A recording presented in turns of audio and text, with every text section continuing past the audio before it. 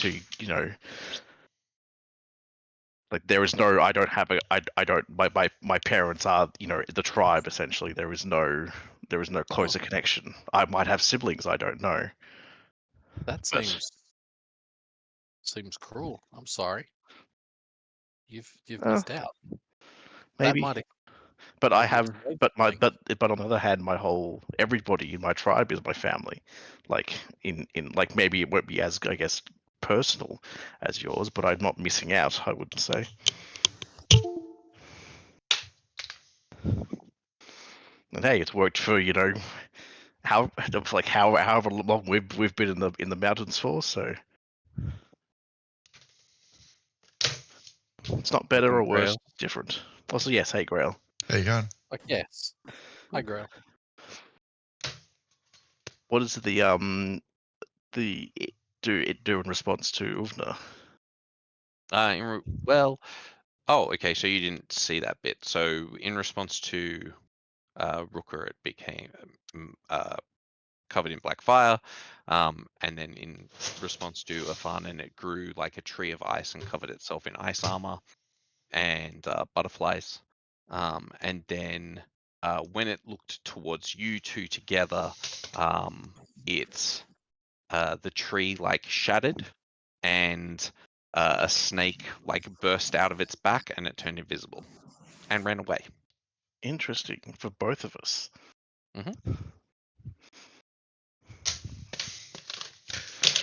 A snake. Horrible creatures. Oh, that's rude. I stand by my statement. Do you remember where we're at, Grail, by the way? Vaguely. Okay. I'll pick it up as soon as we start, I'm sure. Mhm. I've had a very busy couple of weeks. Holidays, yay. Yep. Yeah, So sort you of. guys are cool. Okay, you guys have come to the capital city of Ronin. You've been led through the city. You've come to the Black Claw compound. Cognar's led you down into the bowels of this fortress and revealed this heavily warded room, and introduced you to the dragon inside, which is a large turtle. Well, I mean, large for a turtle. Yeah. It's pretty big, comes up to about the waist of a person, and then, you know, turtle type dimensions on that height is a big fucking turtle. Indeed. How old is he? One does not ask a turtle his age. We don't know because he came from somewhere else before but he's been protecting my family for 400 years. Whoa. But wait, you said And- he also turns to ice because that's like where he's home. So maybe he's from the north. Maybe we're related. It was one of the reasons that I introduced you. Yes, I thought maybe it would trigger a memory, but it doesn't seem to have done so. yeah, I was pretty about to say. I was just going to ask you why were you showing this to us? Because this seems like something that isn't well known, or at least not as. You don't show this to many people, I would assume. I do not, but it also struck me as a chance for a dear friend of mine, a loyal retainer and a hero to my people, and a chance for a better life for him. As I said, his lucidity comes on through great moments of peace and tranquility. Meditation is the key to restoring his mind, but also healing magics, while very temporary, can help. His spiritual damage runs deep. What he really needs is a soul bond.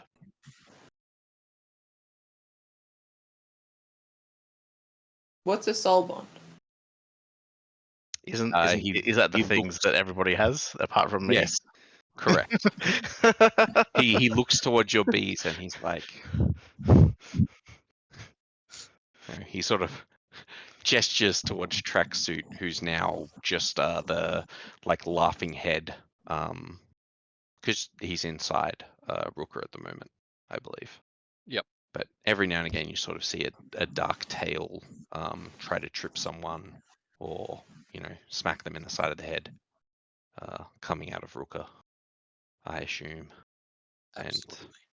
And maybe then a head like jumping out to bite that tail, that sort of thing. Cool. He does not look at Arthur.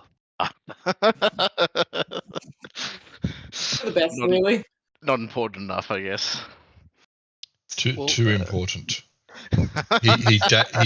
He doesn't have the requisite level of nobility to gaze upon Arthur's. Mm-hmm. Do you think if we told him a story about what it's like back north now, it might trigger some memories for him? You could certainly try. Yes, maybe. What does Arthur Yeah, think of him? Also, Wants to eat him, probably. Ooh, what does Arthur think of him? Arthur doesn't want to eat everything. Exit out. Arthur's much more interested in this ward circle. He would like to eat that. See? He thinks the ward circle is impressive, old, and probably crunchy, if not delicious. See, he only wants to eat 50% of what is available. He's a man of discerning tastes. I'm so sorry. He's not particularly interested in the turtle thing. He's like, meh, turtle. Turtle soup is so passe.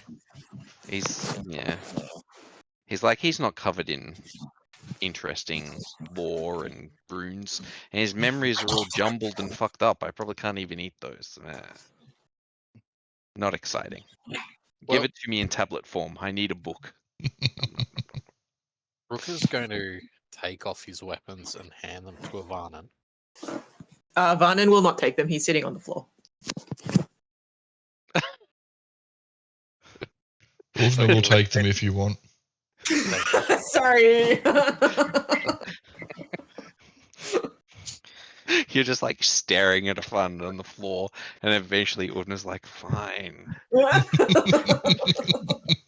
hand them to Åvna, and then he'll go sit cross-legged on the floor in front of the barrier, and then scooch on his butt to get a little bit closer.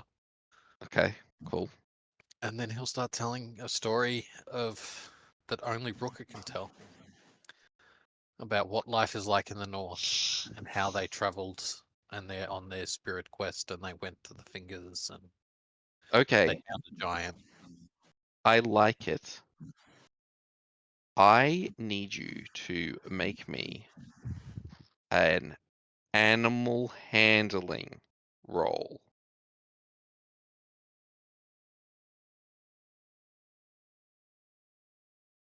Okay, you managed to tame your impulse to make this a very exciting story. Now I would like a performance. So that animal handling was me. Yes, Yes. the animal handling was to calm down Rukka and not be like, and then I don't. So You're yes, moving you at can make turtle a speed. performance check now to, really put on your podcast / orator voice. Oh no, sorry, you're a who are the talk radio guys? They've got like something. Shock jock. Yeah, well, not a shock. You try not to be a shock jock. You've got to put away the shock jock board and stuff like that. You're trying to get Morning that show. melodic, Whatever. really chill, chill country early morning talk show. 16. Yeah, I mean that's pretty good. Yeah, you sort of stick at it for a good 10 minutes, telling this very sort of nice tale about life in the Caribou clan. And like details of the actual terrain and that sort of stuff. Stuff that wouldn't tracking, change. looking for like, the different things in winter, the bird noises. Yeah, using the trees and stuff as navigation. Yeah, absolutely. And Are you trying to stay awake? Yes, I was just checking if I fell asleep or not. after after 10 minutes of that, I need a wisdom saving throw from Åvna. From me. Yep. And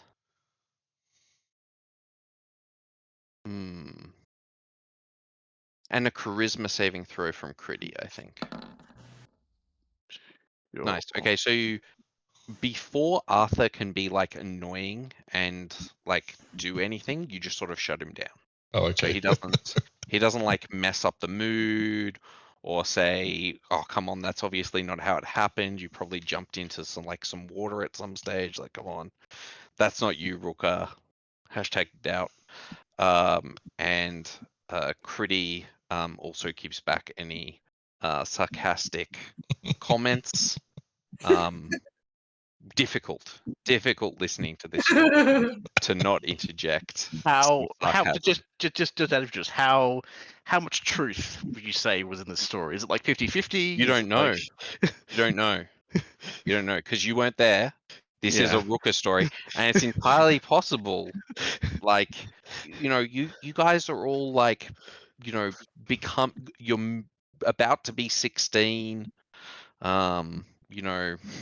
You don't really understand other people particularly well. This is a tough time. Everybody's changing. Maybe Rukka used to be a chill person. Who knows? And now he's like putting on airs. In fact, with the performance that he's put on, you might actually like believe that Rukka is not as much the persona. This is like another view into like who Rukka really is. Like the care and attention to detail that can't really be faked.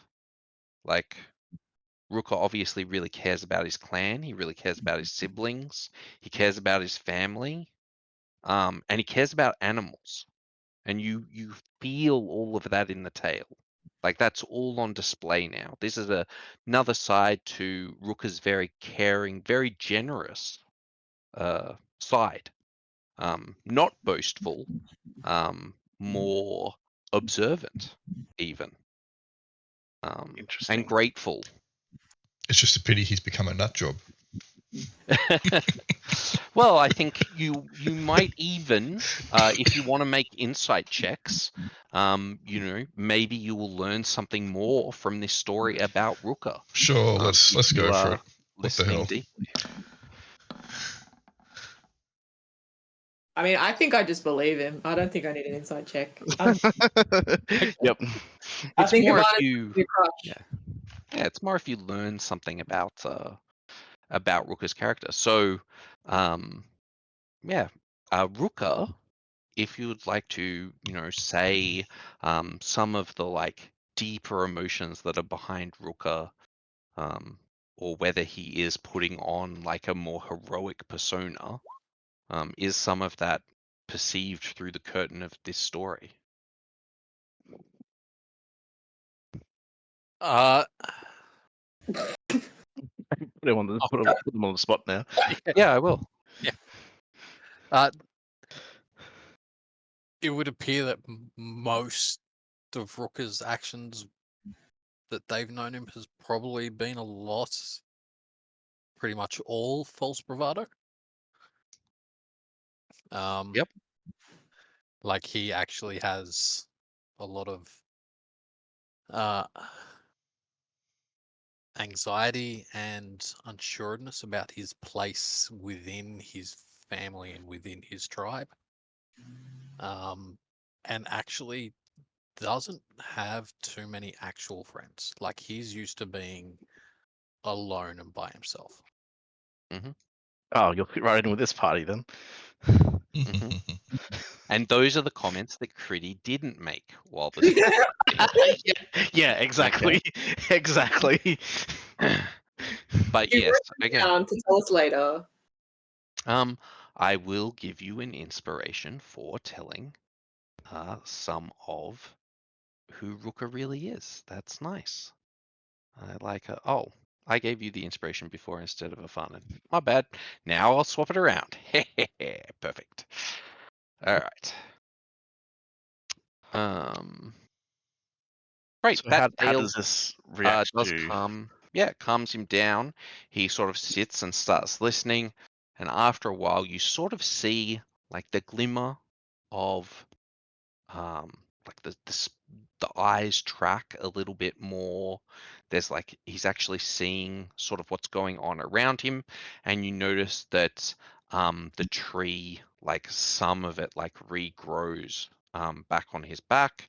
This tree made out of ice like regrows. Whether that is an illusion or not, you're not exactly sure since you can't interact with it in any way, but it has returned as he listens to the tale, and you all can see that it looks like a tree that you have seen before, and everybody can make me an insight check.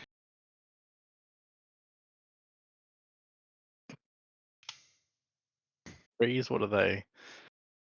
Yeah. Oh.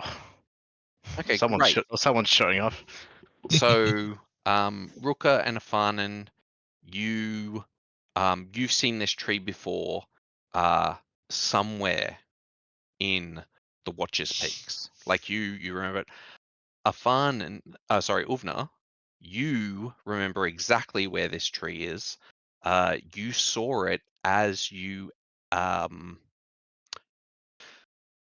when you guys went into the compound underneath the Watcher's Peak itself. At one stage, you almost managed to get back out.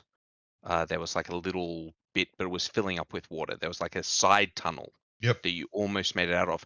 That tree was actually overhanging that exit. The tree that you see. Was it was the tree that we saw there, or I saw there? Was it also made of ice, or is this just an ice facsimile of it? It's an ice facsimile of it. Okay. So it's not, and that tree wasn't covered in butterflies, but this one is. Yeah. Okay. Do you share that, or Don't know at this point. okay? Okay. As like Not just yet. Sight and sanity seems to return to his eyes, he looks over to Cognar and he says, "Oh, why are there these youngsters here? Am I to train them? Protect them?" Just to give you a little bit of context as well, Afanen during the story did pull out some jewelry and started like making stuff because that's the thing that calms him down the most. Oh, excellent. So not only is this turtle surrounded by like 16-year-olds, but one of them is making jewelry right now. Well, luckily, surely you probably would have looked up and paid attention when it started talking. Like I'm kind of good enough with making jewelry idly that I can watch. You could do it both. Okay, fair enough. Definitely, that's definitely true. Instead of training us, we need to go home. And you know where that is. Carry all of you. But you know where our home is. I know where your home is. Do I? Where do you live? The tree upon your back. He sort of cranes his neck around to look at the tree. He nods in satisfaction. Where does it come from? I don't know. I believe my home. I only have faint memories of it. That is where our home is. Really? I have never met someone who comes from my home, I don't believe. Maybe I have, and they haven't told me. And I don't ask a lot of people about it, but all I remember is it was very cold. It is cold. There are mountains, peaks, up high, beset by ice and snow, and the ground below is frozen and tundra. I spend a lot of time sleeping. Rukka's going to turn around to look at Åvna and cover his mouth with his hand and Stage whisper. I just said all that. I know. The tree upon his back. Did you not see it? Yeah, it looks familiar. I've never seen that tree before in my life. Kridi's like, what's a tree? After the trial, as we were trying to make our escape as the floods rose, we passed that tree. Or Oh, a tree of that ilk. It looks to be the exact same one, just not made of It's ice. inside the mountain. Yes. On the side of the mountain. Mhm. yeah. Yeah, okay. Yeah, I mean, maybe you have a map somewhere that you've forgotten about.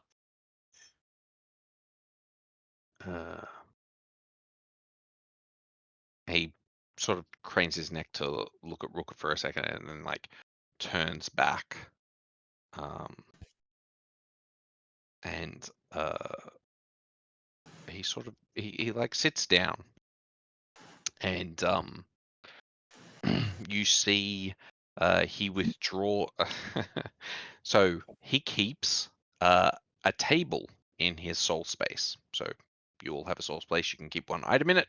He keeps a table in it, which he produces at this time, and he starts eating the table. It's like partially devoured.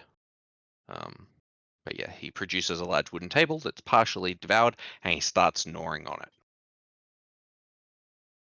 So you do not have much in the way of your memories still that remind you of home.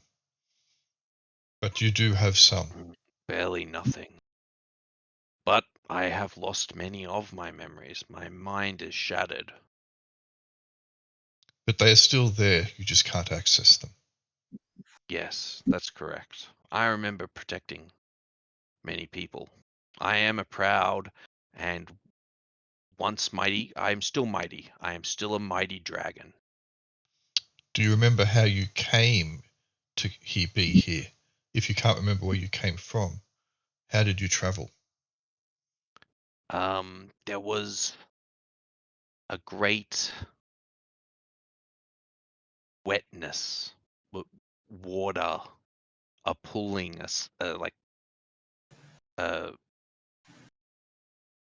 just a current dragging me down. That's how we and came to then- be here. That's how you came to be here? Sort there of. There were a few more steps involved, but that was the catalyst. That was the catalyst, yeah. It was a long time ago for me. Where did you come out when you came here? Do you know? Yes. There was a spire, a pillar of ivory, reaching into the sky, and I was atop it, a broken room, broken statues, and spiders with legs of obsidian, swords, like cutting knives. A jungle at the base of this ivory tower, and I traveled from there. There was Cognar's here, people- isn't he? Yes, he is here. I'm going to look at Cognar and raise an eyebrow.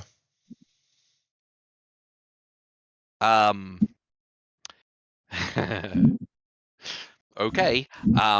He says, "Yep, that's I do know where that is. That's across the ocean. So on the other continent, well, on one of the other continents, where my main family is, we are but a branch family here. My main family used to control much of the other continent. I don't know how relevant this is to you, but once, a while ago, not too long ago, we used to rule much of the rose gold continent, or this continent that's over the other side of the world, until our king was betrayed and killed, and he had this there were these ivory towers from a different time period, and we used to use them for some things, but not that much. And we found our friend here wandering the jungle near some of those spires. So yes, they're over there, but it's a very dangerous place now. Yeah. Very dangerous place. It's where one of the apocalypse beasts are. It's also very dangerous. And I have sensed that you guys do have tokens. You do have gate stones that could take you there, though, to that continent, not to that location, but to that continent. But yeah, it's a dangerous location. My family is running and hiding for their lives at this time. They are hunted by one of the other kings. Not the queen that betrayed them. Oh, I shouldn't say that. Never mind. There is a person over there that hunts my family. A king. So you can't remember anything other than the wetness, the flood. I was just a child. He's got like a really gravelly voice, but I don't want to put it on. Yeah. But he Yeah, Were no, you, as a child, sent to undertake a trial?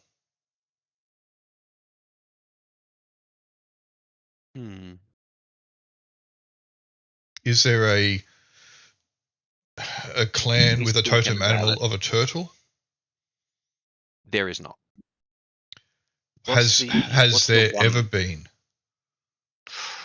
What's the one Make that me a history check. isn't ours? Like I said, because there were 5, right? Mhm. What was the one that we didn't not one of us or used? Because what was Snow the theme there? foxes. Snow fox, cool. History check, you say? Where's history? I do not have history as a skill. Could All right. I do it instead then?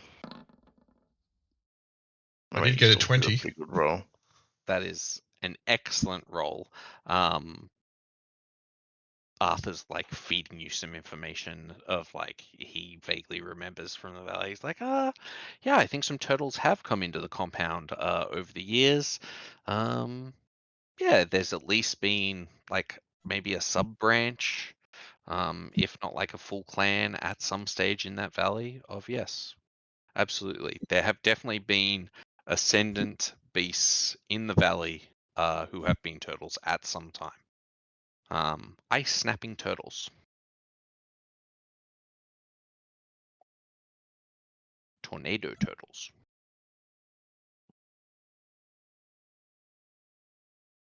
Oh, Do you ever recall if you were once human? No, I've always been a dragon. Do you ever recall if you were a dragon that walked on 2 legs? Like my friend here, the caribou, who walks on 2 legs. Like the snake here that walks on 2 legs. Oh, no, I am not I am not like you. I have always been an ascendant beast.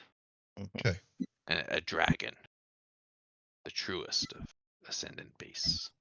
And unlike many of my kind, I have no interest in taking on the guise of a human. This, sorry, Mr. Turtle, sir. This Dragon. might seem weird. Dragon, sorry. Yep. Is it possible we're children of dragon? Like maybe a dragon and one of our like great and ancestors. great ancestors, had a It's kid? possible, but unlikely. If any of you did hold that spark, your magic would probably be a little different. I sense in you something, but I do not believe it is draconic. The only one here who seems to have that blood is the one with the malformed face. And he sort of nods towards Kridi. He's actually mocking your sneer, not your like scales or anything like that. You sense that he's like He's face shaming you. he's shaming your facial expression, which is like derisive. I mean, to be fair, like Kridi isn't the most pleasant to look at. How many pillars were at the top of the mountain again? Was it 7? Yes. Yes, it was. Hey, I have a memory. 7 tribes. Could have been. Was there a I assume we were taught about the pillars. Did they mention anything particular about them when we were learning about this, about the peak? They didn't really, just that it's like a holy site, you know. The only person who would have learnt about them is Kridi and Åvna, because it's more relevant to them. They're used as like an astrological sort of site, a fortune-telling, soothsaying sort of site. So mostly relevant to Åvna, who has heard about them, and like, but they're pretty much entirely used just for the rite. Like that, adults don't go there. It's like a sacred location for children to become adults. Yep, that makes sense. Yeah, and it's So maybe you not can't go there as an adult. Do you recall, my dragon friend, of the time when you were but a child, before the Great Wetness, before the flood? Mm-hmm. Do you recall 7 fingers of stone pointing upwards from the top of a mountain? He does not. What's his big book? I'm just saying that this is now a lore drop. We're all just doing lore drops. Okay. We don't need a map. Just putting people in the right frame of mind.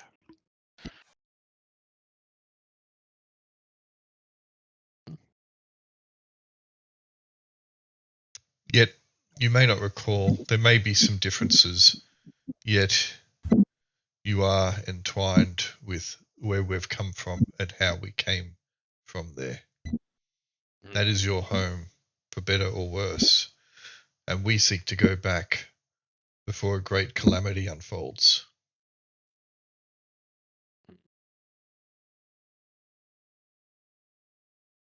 I seek to die honorably in battle, but I fear that it will be denied to me. Where we are going, back home, we seek to stop an apocalypse beast from arising. When you say that, because you have like insane perception, Cognar's smile becomes like unnaturally wide for a second. Like just normally he has like a ridiculous grin that's like always on his face. It's like just unnaturally wide for a second and then normal again. Just you see that. Like a cartoon demon. Yes, you see that he hungers for the death of an apocalypse beast.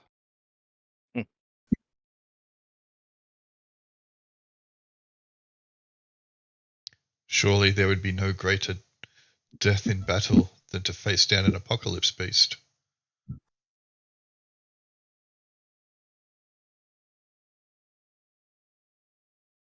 I then turned to Rukka Agreed. and say, I cannot convince people very well. No, he's 100% convinced. He says, I would happily go with you, but I cannot. You are bonded to another.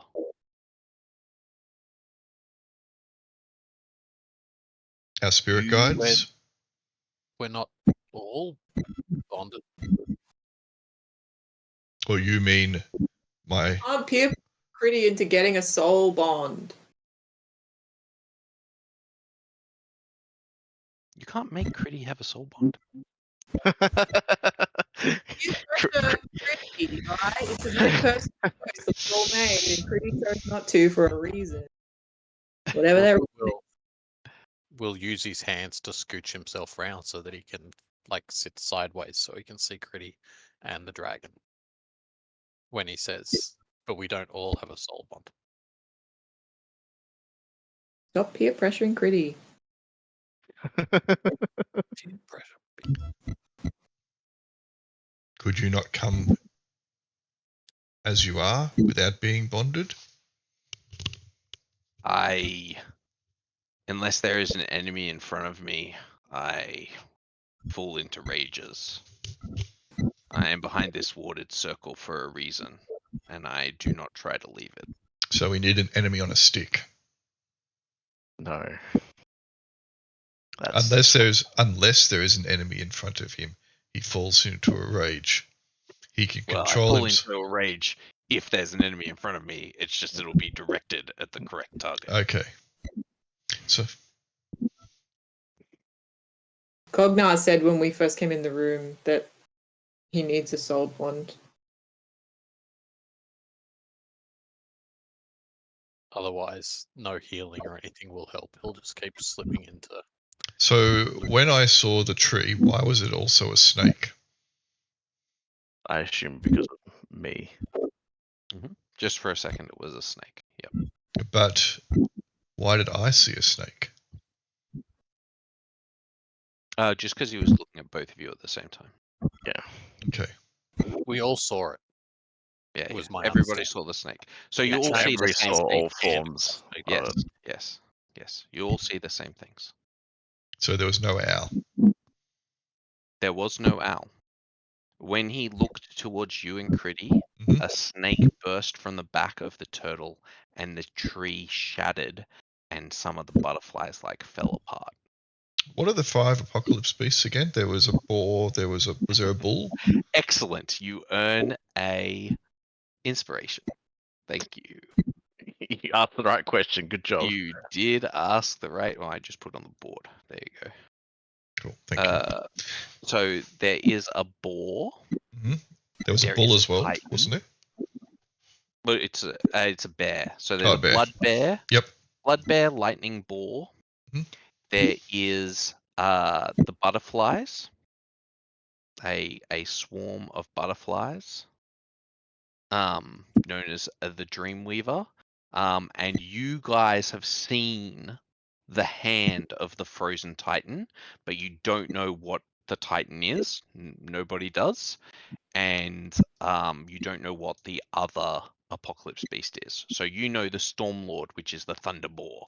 You know the Red Wave, which is the Blood Bear, and you've heard of the Dreamweaver, which is a butterfly swarm. You looked them up while you were in Dragon's Teeth. Cool. And you don't know what the other apocalypse beast is, who is in the world.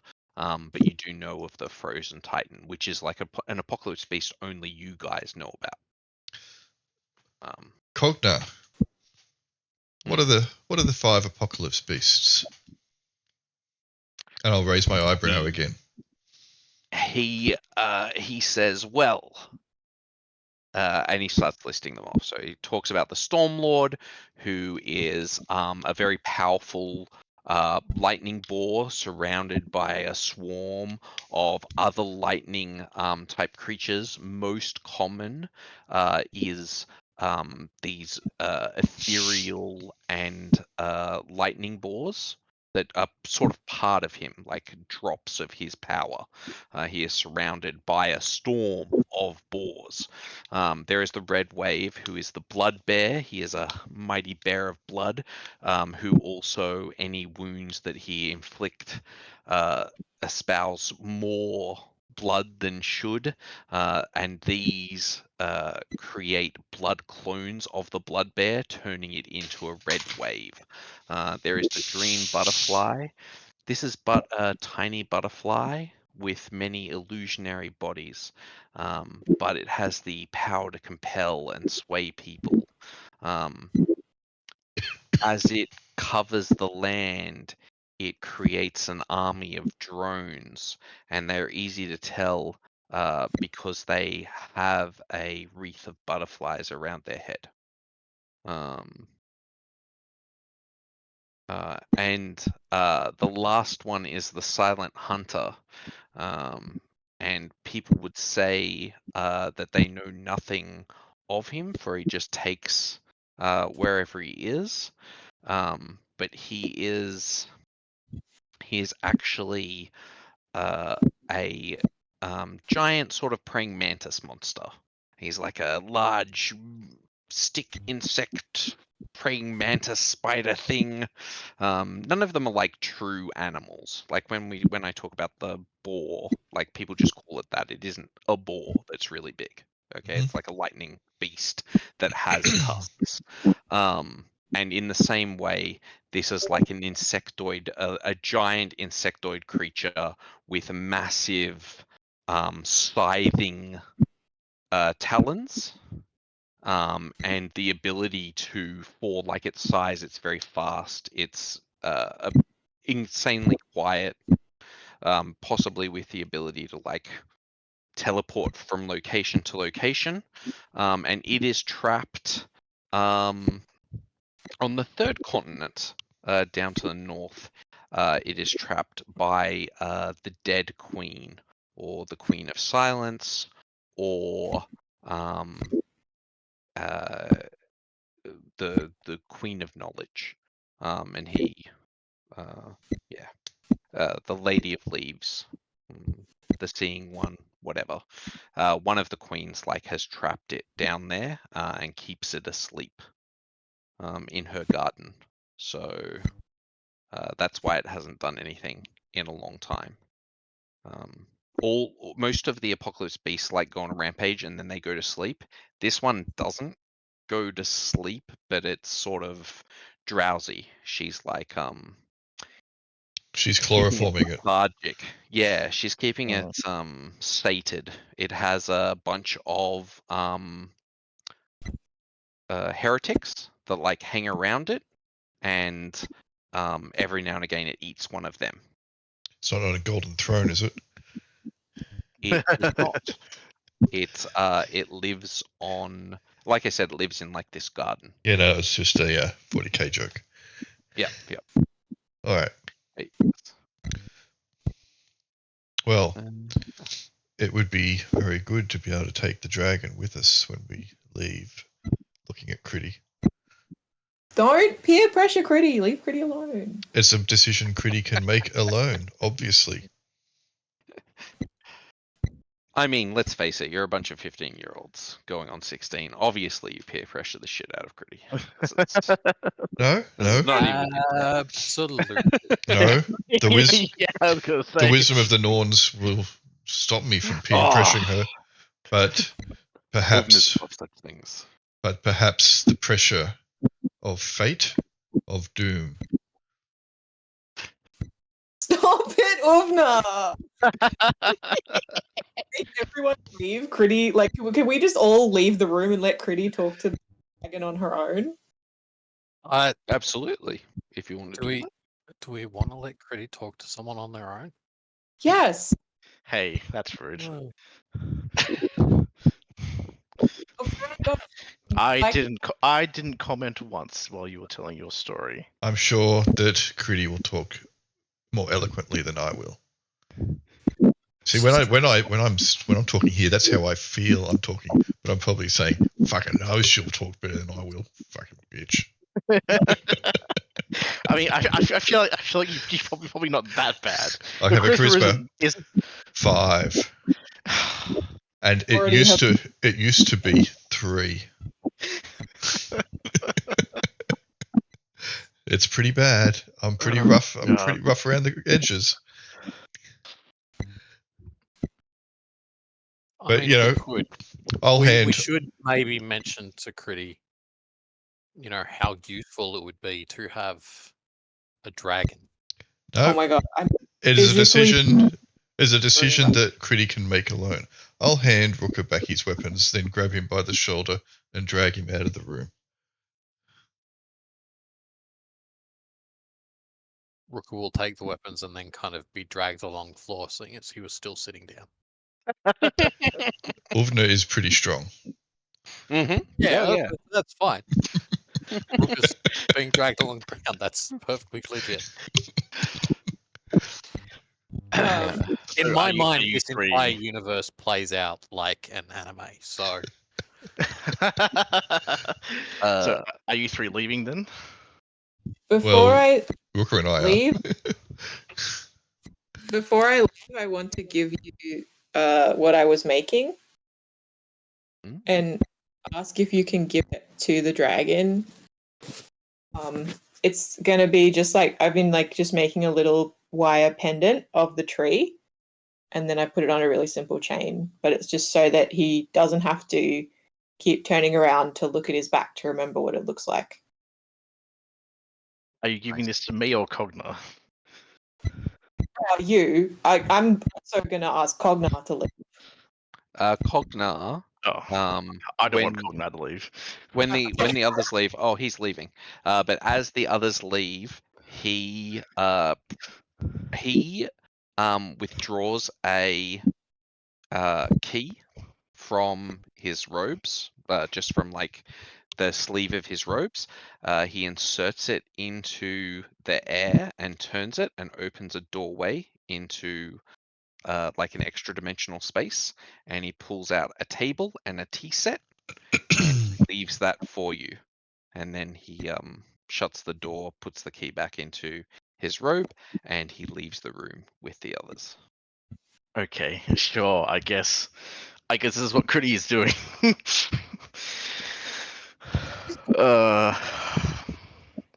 So okay, just because I wanted to clarify this because or maybe Kridi either already knew or wanted to clarify it too. What does she know of the soul links? Like, because obviously the the other three have all taken one with varying, I guess, capacities. Like, Okay, what's so the standard rules about the soul link are like you progress together on the path of ascension. So basically the creature will level with you. Okay, you can gain insights from each other, so XP is shared effectively, but it also means like if the creature goes and does something, you get XP for it. If you go do something, it gets XP for it, sort of thing.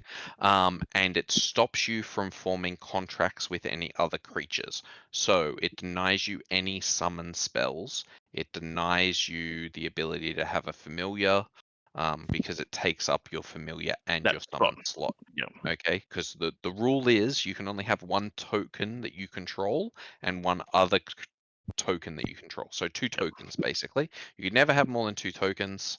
It is your second token if you take it as such. So you wouldn't be able to summon planar ally. You wouldn't be able to summon an elemental or something like that because you would have this creature.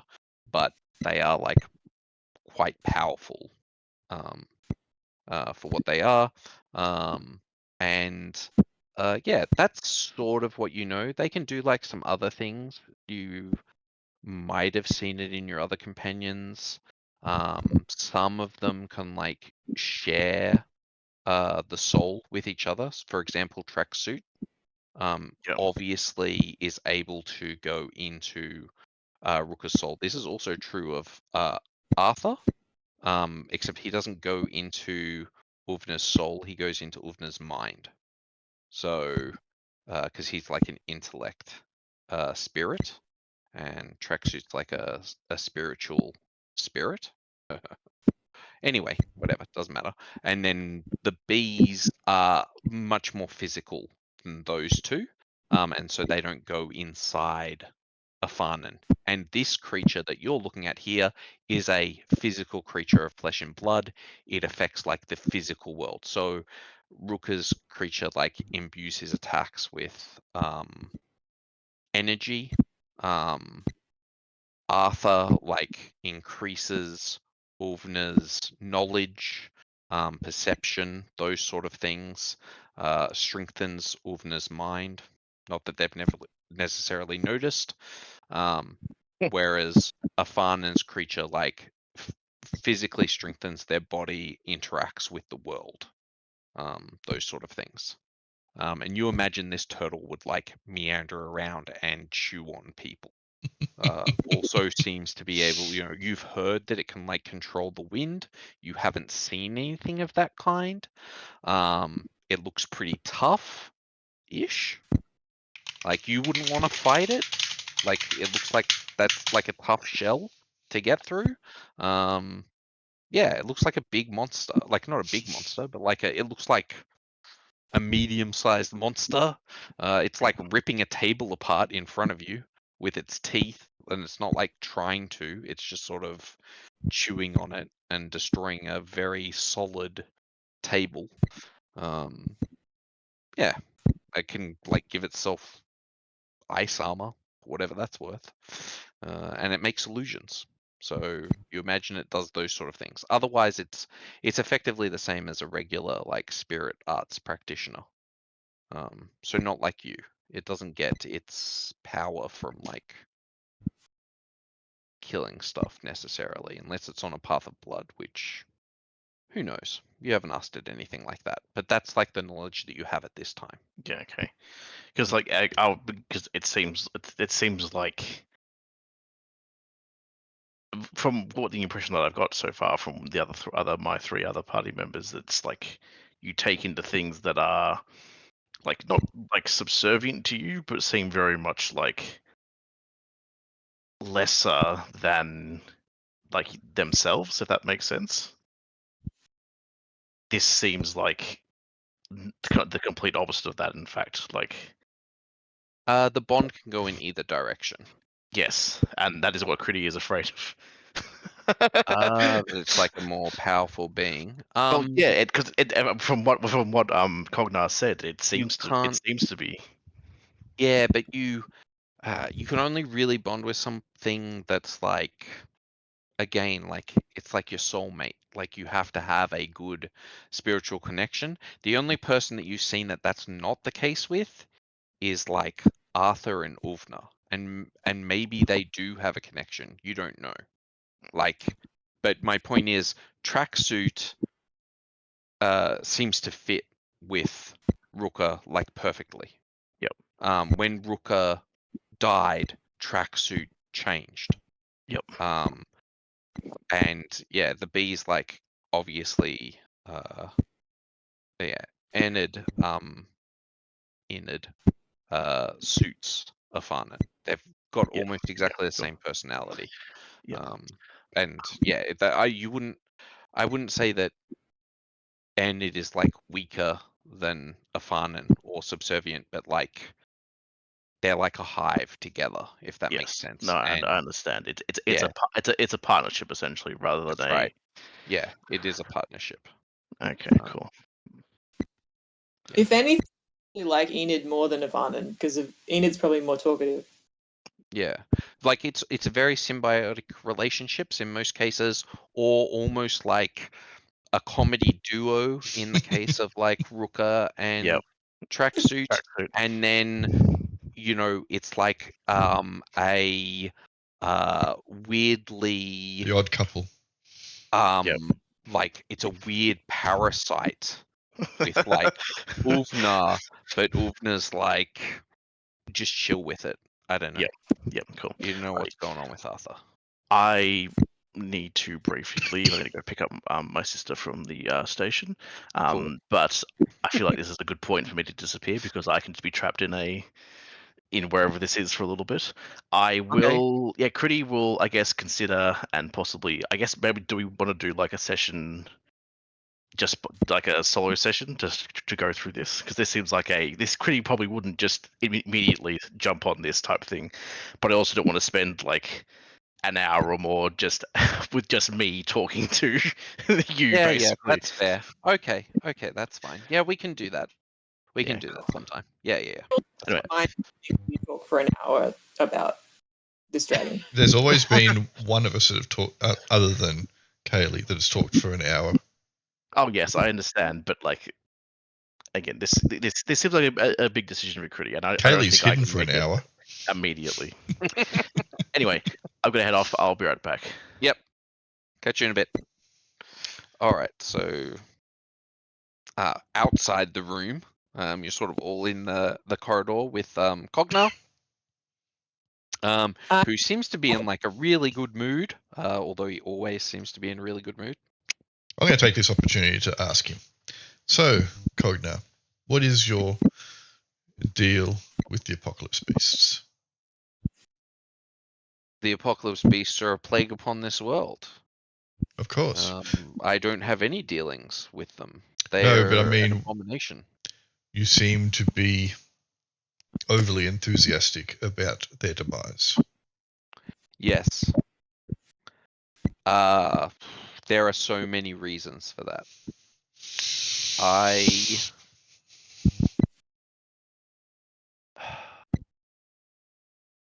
I'm just deciding how much he'll share with you. Well, perhaps you could share it with Rukka more. That's fair. Yes, I should be honest. He and open.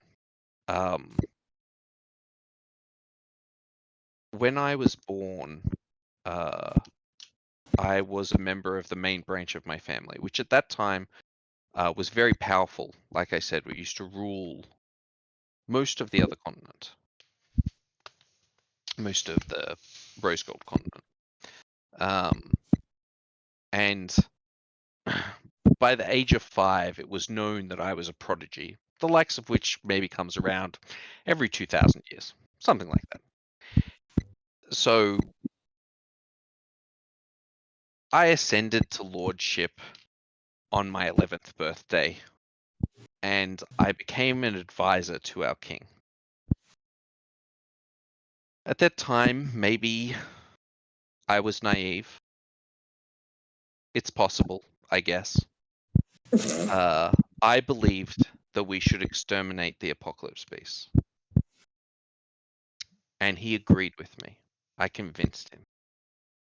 So he sought out a partnership with another king and another queen. And they did trap and fight the lightning ball, where he was betrayed and abandoned to die in its storm. I am responsible for the fall of my house, which is why I now live on another continent. I cannot really face my true family. I have destroyed my people.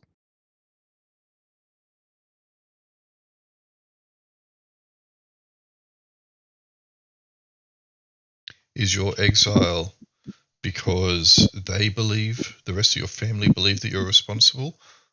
Or is it because you just bear that burden alone? Is it a matter of honor? I was the only person alive when I fled the throne room that I saw. I do not know if anybody else survived of my family. I hope they do. So it is a matter of honor? None of them are aware that you are responsible? At least responsible in your own mind? They would know that I advised him to do those actions. I don't believe that they hold me responsible. He was a king. I can, you know. You can advise, but I was you just a cannot. lord who advised him. My family doesn't really work that way. They won't cast the blame onto me, whether it is deserved or not. And I truly do, even now, believe that it was the right course of action. The blame doesn't really lie on me. I know that. I may feel unhappy about things, the way it played out, but really, it is the king who betrayed mine who is to blame, and one day I hope to mount his pelt upon my mantle. Do you know why he betrayed him? Need. There must have been a reason. Do you understand what the reason was? There is a secret around the Apocalypse Beasts. My king could not tell me what it was. Is it that they can be controlled? That they are able to become spirit bonds? I don't know. I don't know what it is. Whomsoever controls the apocalypse beast controls the world? Make me an insight check.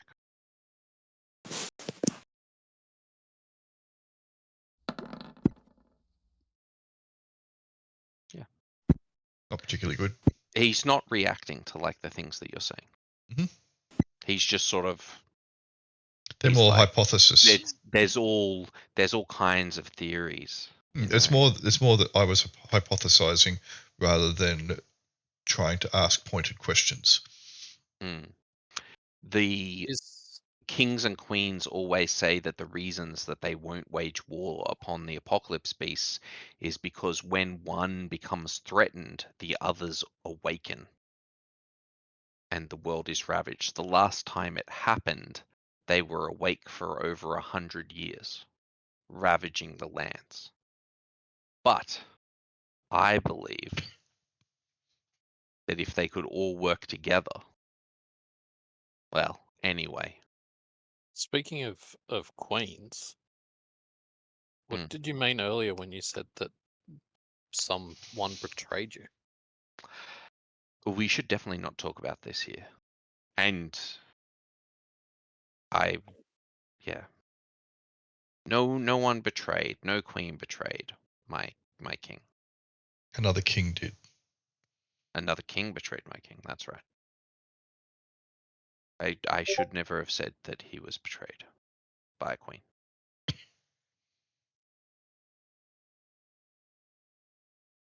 There you go. Kaylee's asked a question in Discord. Why didn't he soul bond with the dragon? He pulls a marble out of his pocket. It's made out of darkness. It's like as you stare into it, the darkness goes forever. And you sort of start falling forward looking at this marble, at which stage he covers the marble. And he says, I am already bonded. And his soul could not bear the weight of my own.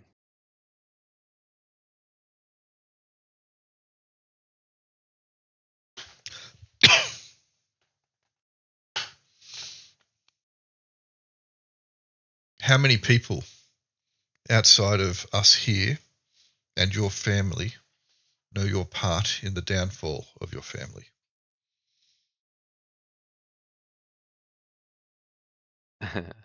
Two others. Are they in this kingdom? One of them sort of rules it. In a way. She Did one rules of them many. shoot through a wall? She rules many kingdoms, but the queen of this continent, or the queen of half of this continent, she knows. And the king who betrayed my friend, he knows. The king? Air quotes? The king. So the king of Cognar's family waged war against an apocalypse beast and entered into an alliance with a king and a queen.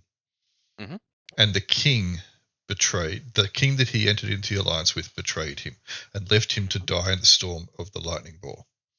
And the queen abandoned him. And the queen abandoned him. And that's where, so the queen of this place is the queen that he said originally betrayed his king, and then he recanted on that.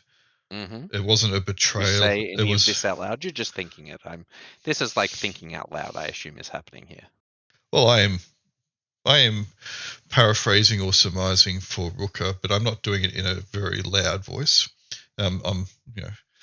He does not conflate the abandonment with the same level of betrayal of the king. Though you should not either. It's even dangerous for you to think that on this continent. Then why are you here? And how do you walk around? I don't think it. I don't say it. I try not to. That was a mistake. It's much more dangerous for me because I know her name. At the moment, you'll be okay. So, If you know her name, you should really not think it or say it. so does that No. make sense, Rukka?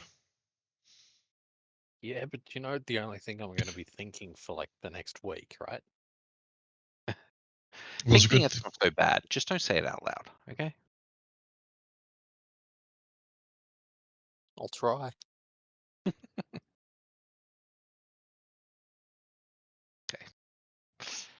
Well, Have you thought about going back to try and help your family? you see he's like really upset for a little bit of time, and then he seems to think of something, and he nods, and his like smile returns. Have you thought about going back to try and help the remnants of your family? I have, but I spent quite some time over there, setting everything up. It's not like I became an advisor, told Tiberius that we should kill the apocalypse beasts, and the next day he was like, yeah, no problem. The alliance is set up and we're off to go do it. It took many years. As these things do. As things are. I have spent most of my life on the other continent. I've only recently come to this one. And what that other continent had to offer me was nothing and nobody. I could find nobody worthy of traveling with me. I have tried to train many. I have tried to join with many, and none. There were none that were worthy until I saw you in the desert. And he like looks towards the three of you. So, your purpose is to gain proxies in your war against the apocalypse beast and this king. When I saw you, I sensed that you also had a tie, a thread of fate connecting you to an apocalypse beast. I sensed that you had already entered in to a pact to destroy them. Is that not the case? Sort of. We, as I mentioned to the dragon, need to return home to try to prevent a calamity of an apocalypse beast awakening. Now, whether that is purely to keep it asleep longer, or to destroy it before it arises, or to destroy it once it arises, unsure. But inexorably, we are bound to its fate. The kings and queens all kick the can down the road and hope that it'll be somebody else's problem. I am resolved to end the cycle.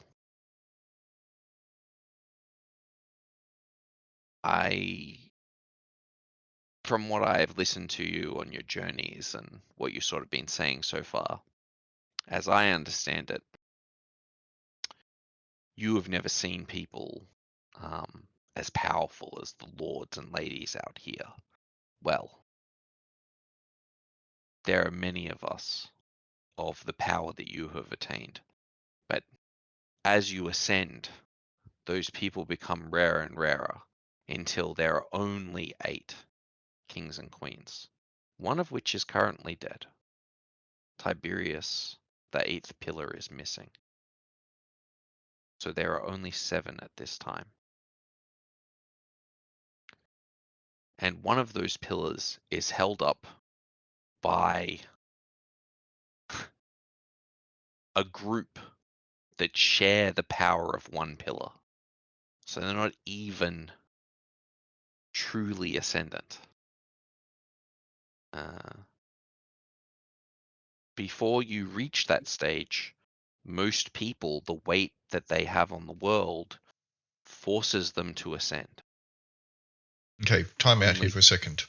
Mhm. He's using the term pillars. He's using the fact that Mhm. there are 7 that remain. At the top of the mountain, there were 7 pillars. Was there, and I can't quite recall, was there evidence of a damaged 8th one? Or one that should have been there but wasn't? It could be completely coincidental that we're using similar numbers and terminology. But Åvna, with her wisdom of 20, is not going to let it slide. So there's 7 like pillars, and in the center of the 7 pillars that there was an 8th large stone. Okay.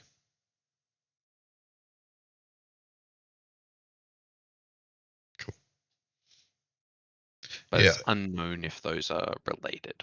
I know. I'm just trying to start to try and draw invisible threads together in some great big conspiracy whiteboard. Was the one the Perfect. one? I love it. Go off. Was the 8th one the one that the scary voice came from as well? Yes, that's correct. Whisper. His name is Whisper. Yeah, You sorry. spoke to him. Spooky man who Mhm. now inhabits Rukka's brain. I don't think Rook has said that he's made a deal with Whisper. I mean, it may be obvious to all of you, but I don't think he said it. He mumbles it at night time. Yeah.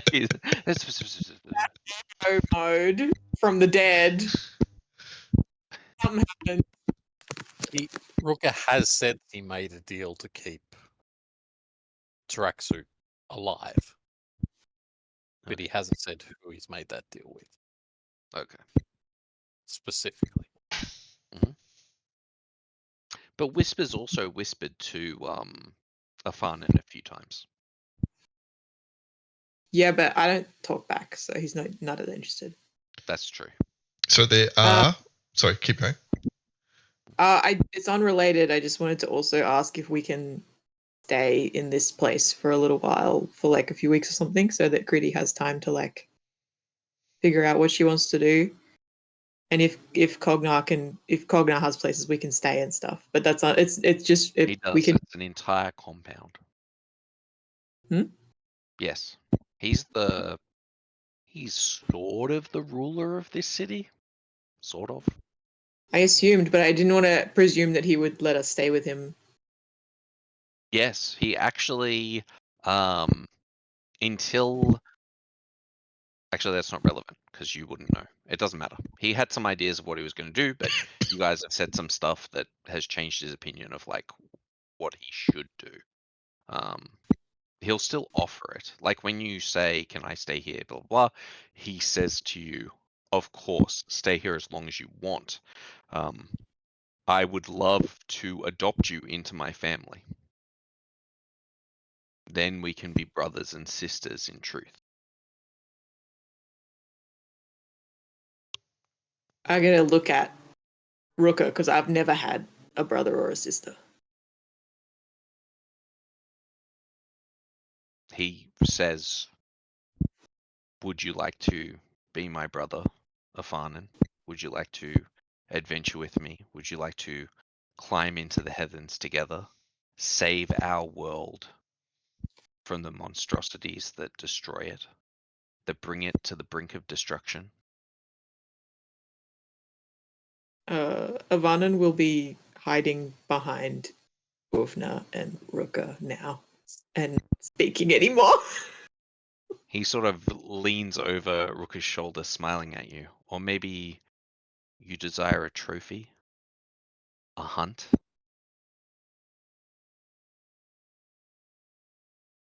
I'm scared, guys. Rukka's I'm a little sure. jealous.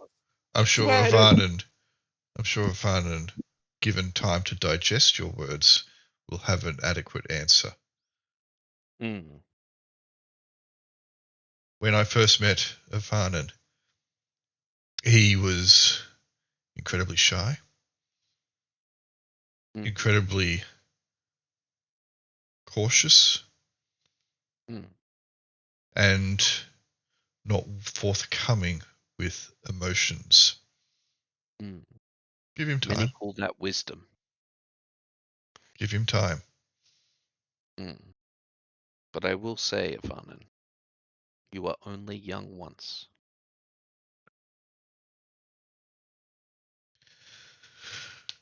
Some also say it's boring, but I don't think it's boring. I think Avanen's actually cool and not very boring. I think they're very cool. I want them to be my brother. I think we will be some of the coolest bros that will go down in history. I don't know if that's how families work, though. What do you mean? Well, you can't just make yourself be the same family. Oh, How do you think us noble marriage families works? do it all the time. Oh, that's a good point. I mean, yeah, okay, marriage does work, You're, but then you you're wouldn't talking be about brothers. you can be. Well, no, because if you're married, then you'd be Two husbands. people marry. They have children of their own. They become siblings, not by birth, but by Oh, so bond. we get Avanen's parents, one of Avanen's parents, and one I'm of Cognar's parents to marry, well. and they'll be brothers. That is a very solid point. Åvna kind of scratches her head for a bit. I'm using marriage as an example of a non-blood related bond. Does Do you does not it never share blood? happen that Avanen's like whispering, like, I only have one parent.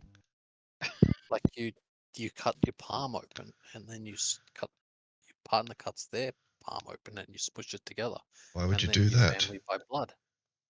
That seems weird. Then Anyway, you're blood family. 8 kings, or place for 8 kings. yes? So therefore, 8 kingdoms or empires, Yes, that is correct. and 5 apocalypse beasts Well, that we know of. that you know of. I Do you will know of more? say the world only knows of 4. Maybe the kings and queens know of the 5th. Certainly Tiberius did. If Tiberius did, then assume that all kings and queens know of it. Yes, I think that is fair. I believe so. At least the Queen of Shadows, who I will now no longer name because it seems dangerous. She definitely knows.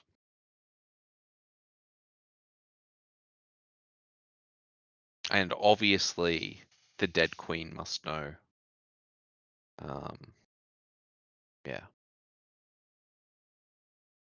So in Tiberius's absence, because of his demise, has no one stepped up to that position? No, it's been a very short period of time, and no. You yourself would not seek to take that position? I have loftier goals. Surely that could be a stepping stone to your goals. Make an insight check.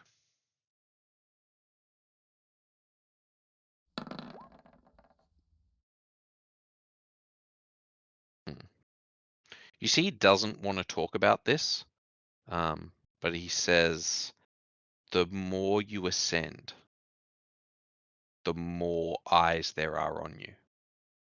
Of course, but The more limited your movements. Of course, but a throne without a king means that it is not a rallying point. Thrones rally. This is true, but I would prefer a team of people I can trust. Why not both?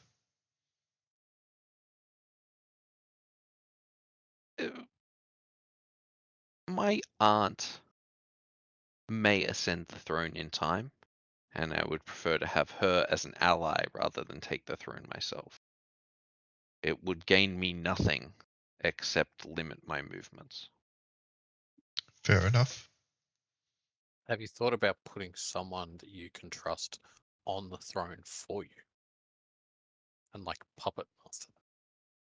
I can trust my family. I can trust her. But that is one. And as I have seen with Tiberius, 1 of 8 is not enough.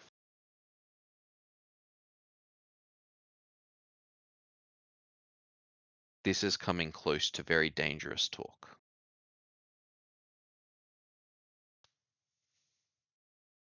So anyway, we need to get home. Yes. I guess.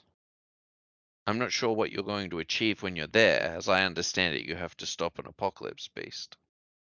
But does not your valley itself limit your growth? If anything, you need to go to more dangerous places in the world and gain Perhaps, power. but there is something else that you're missing. Mm, Family. you miss your family. That is true. At the And kind of least. a low blow. I know you didn't mean it that way, Åvna, but yes, there is something I'm missing, and it is family.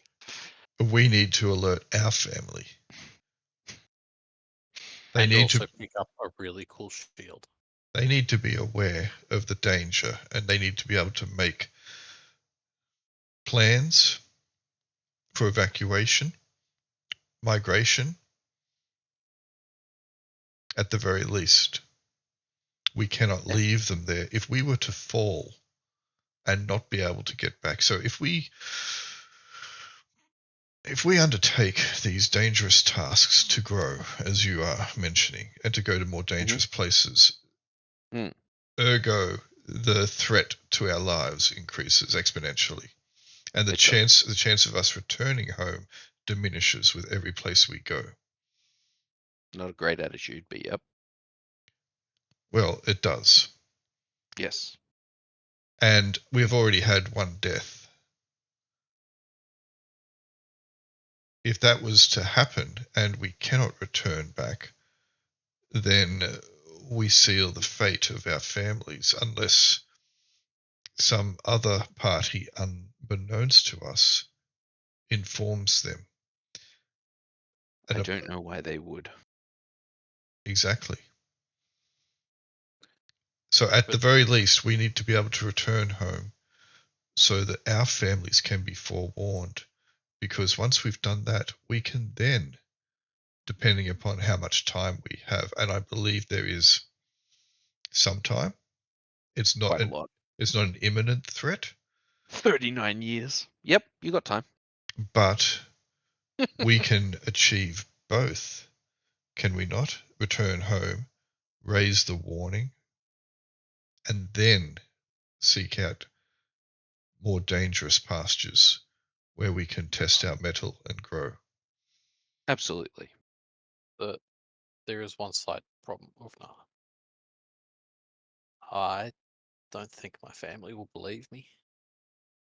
I'm gonna need some like irrefutable evidence first. Have you seen yourself lately, Rukka? You have changed. You are no longer the boy that went into the mountains for the trial. Yeah, I don't think that's gonna matter. Why do you think that your family will not believe you? That your clan will not believe you?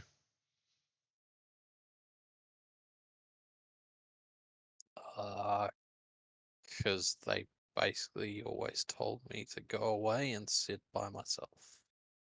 And They you didn't like me much. But you entered the trial, and you have achieved more than any one of your clan has.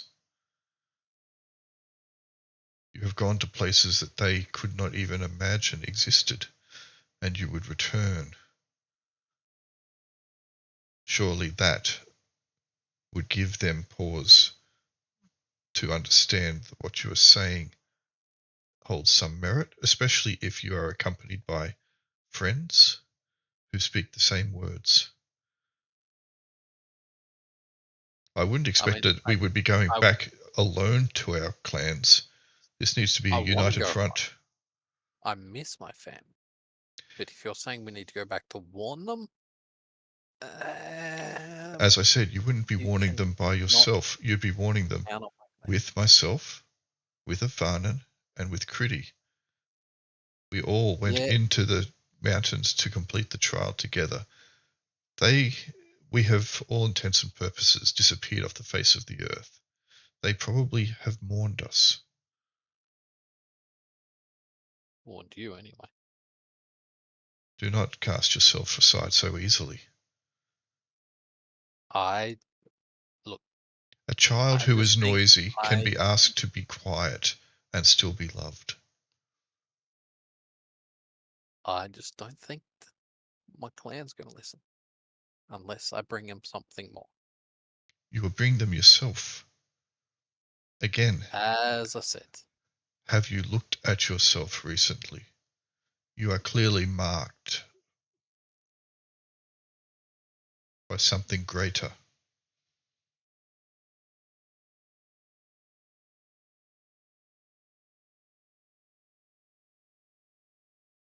As are we all.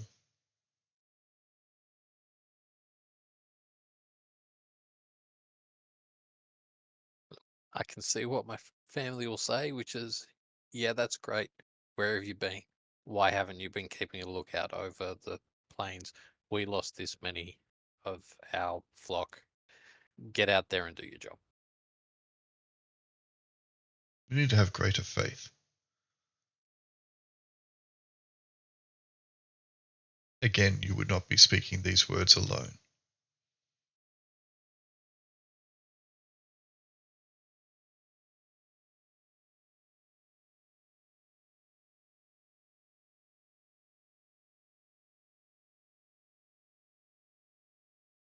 The other thing is, you miss your family, yes?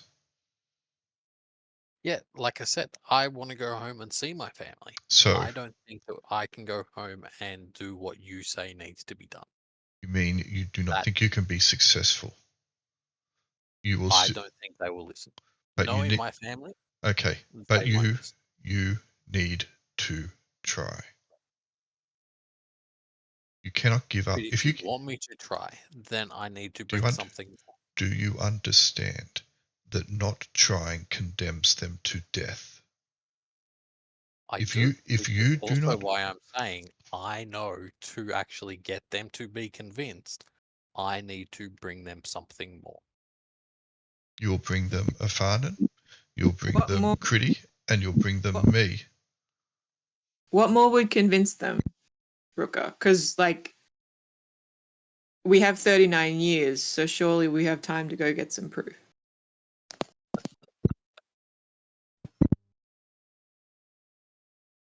Yeah, like, I don't know. I think I'll know when we have enough proof that it's right to bring that proof back. Like, I've been wanting to go home this entire time. But now that you pointed out that we have to do this, then to do that, I think I need more. What if the other clans were to leave or to plan to leave? Would the clan of the Caribou be alone? Would they stay behind when the other clans migrate? Possibly. They are that stubborn. My dad will definitely believe me, but the rest of my clan probably won't as well. I don't think all of us have the same level of trust that you have from your clan.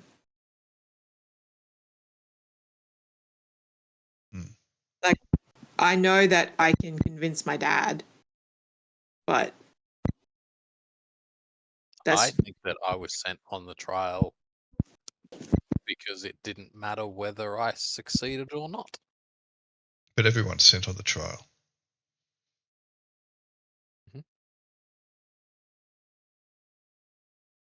So maybe they didn't give him all the training that others received or something like that. Yeah. But I'm trying to mitigate his self-doubt. Fair.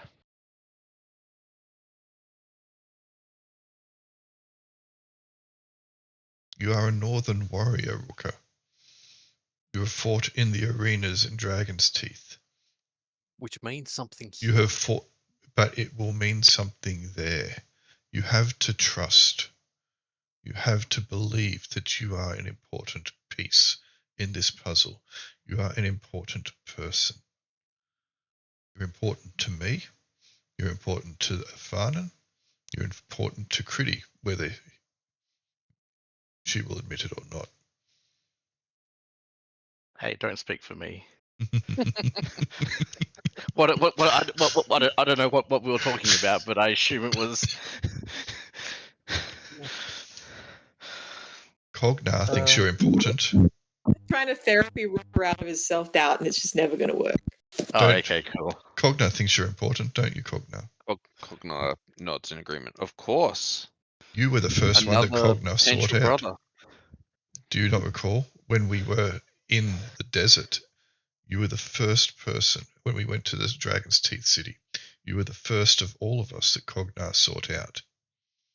I This saw is you true. shining like a jewel in the desert. You caught my eye. You reflected so brilliantly. And Like if you guys- anything, you have only become more magnificent over time. You guys are like my best friends, and like I told you that I saw Cognar, and you didn't believe me. So, you know, if I'm going in with something brave, and even my best friends don't believe me when I tell them something true, what chance do I have with my family that don't believe me to begin with? You do understand and recall that whilst we doubted your word, we accepted and went with you.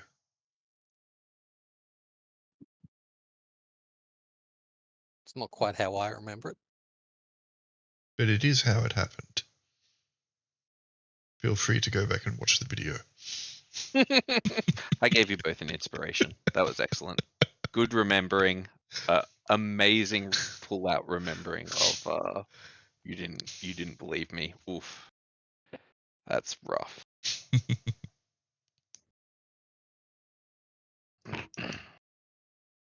But we need to get back to our families, to our clans, and we need to raise the warning with them.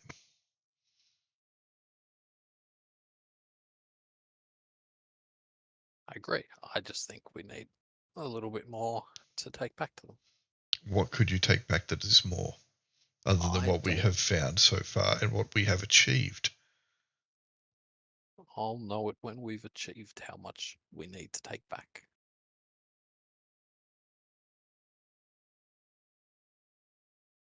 Well, I have faith that when I speak to the Norns, they will listen and understand and act upon the information that I have.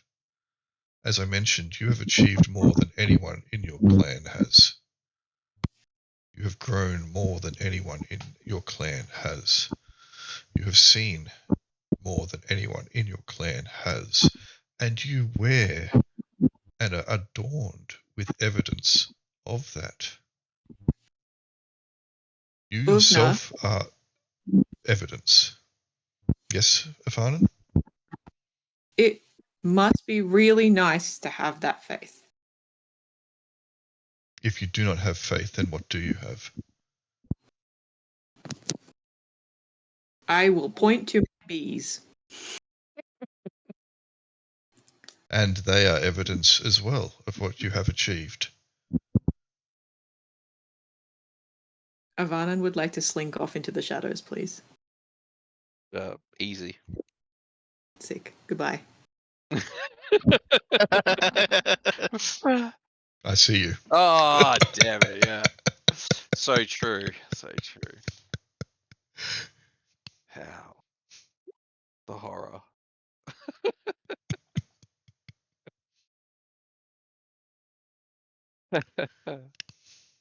You have to move around a corner. You're like, Maybe if we go to the portal in the jungle, as we travel through the jungle, we might find enough evidence. Because at the moment, that portal in the jungle's the only real lead we have Possibly. on getting home. Possibly.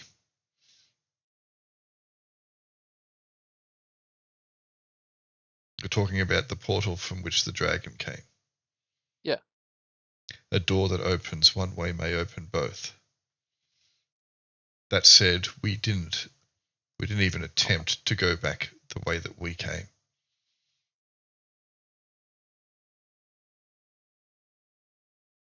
Yeah, I mean, I'm sure most doors open both ways. Guess it kind of depends on how the hinge is set up. Not all doors are physical.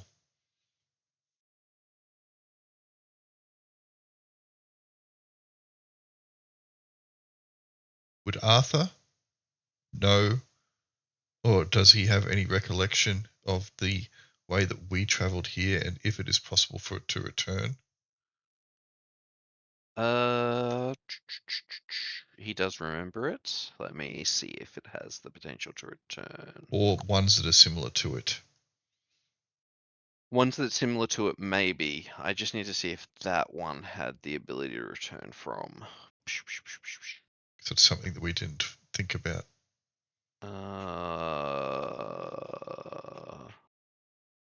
Ooh, he didn't see the ability to return there. But he did see like some puzzle stuff there that maybe would have allowed you to, I don't know, do some stuff that maybe there was a device there that would allow you to return, but it was like hidden or covered or something like that. But he does also know that there is like there are like ways to return through the labyrinth, but he doesn't know what they are. And yeah, he does believe like what this person is talking about. Actually, make me an insight check, because he's using your brain to remember things mostly. 25, yeah. When you guys were deciding on locations that you could go to, one of the locations sounds reasonably similar to where the turtle said, or where the dragon said they appeared. So one of the locations that you saw was not in this folder, different folder. One of the places you saw was a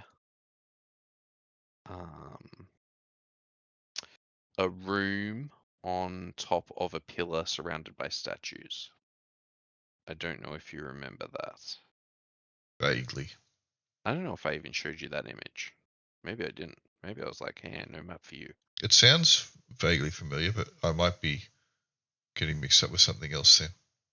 Yeah, but there was something that sounded sort of similar to what he was talking about. Okay. But the statues were intact, not broken. So not the same place that he went to, but you think like the gate that you came from may be connected to a similar location. And he did talk about a bunch, or rather Cognar spoke about a bunch of spires. These ivory spires, or yeah. Cool. Quick question, Rukka. And I'm not going to speak for him, but on the off chance, and I'll look at Cognar and raise an eyebrow, that Cognar could return with you and speak on your behalf to your clan, would that be evidence enough? I mean, maybe.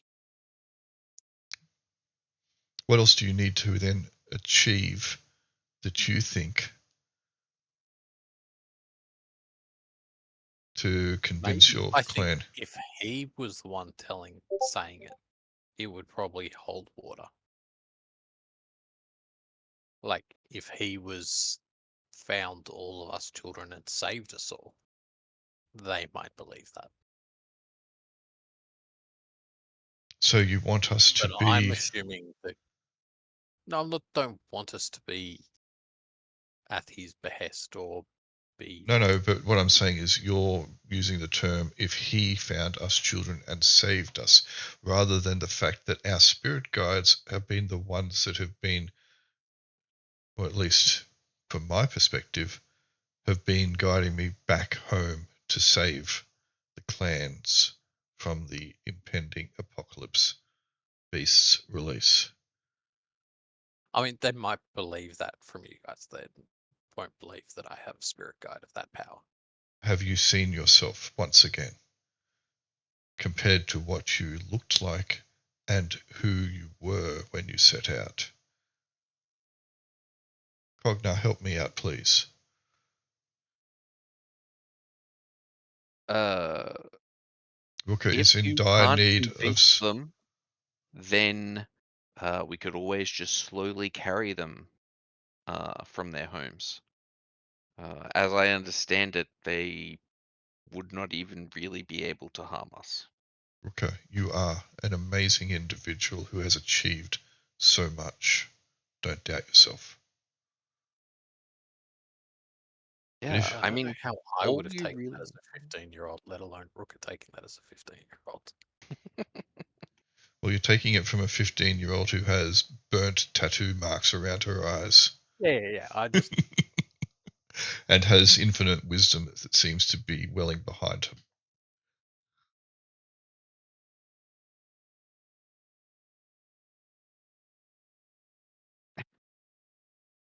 But if you need something more tangible, what is it? You know your clan better. Is it something Cognar physical? might work. If Cognar was doing it, it might be something physical. I just know that I don't have it yet. In my heart is telling me that my family and my clan won't listen to me yet. Do you need a trophy to hold aloft to say, look what I have achieved? A totem by which you can rally them to your cause, to make them inspired by your words. Possibly. As I said, I don't know what it is. I just know that I don't yet have it.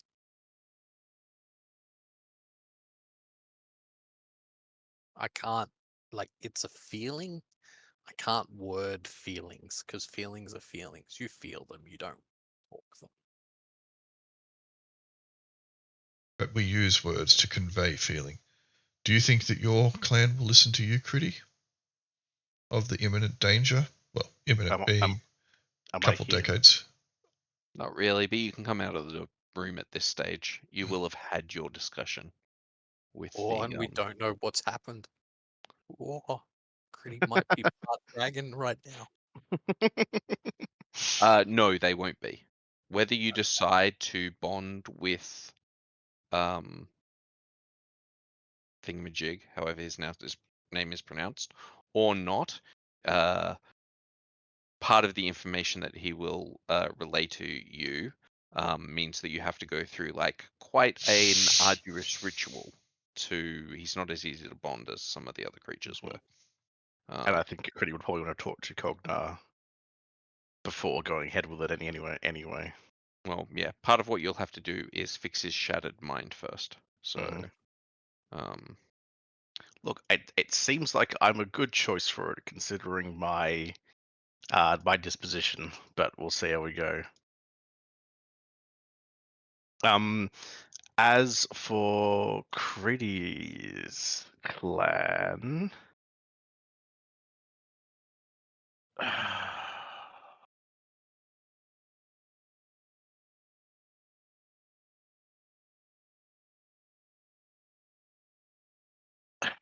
look, from what she understands, that if we return to the valley, we're going to meet the most powerful people there by a significant margin.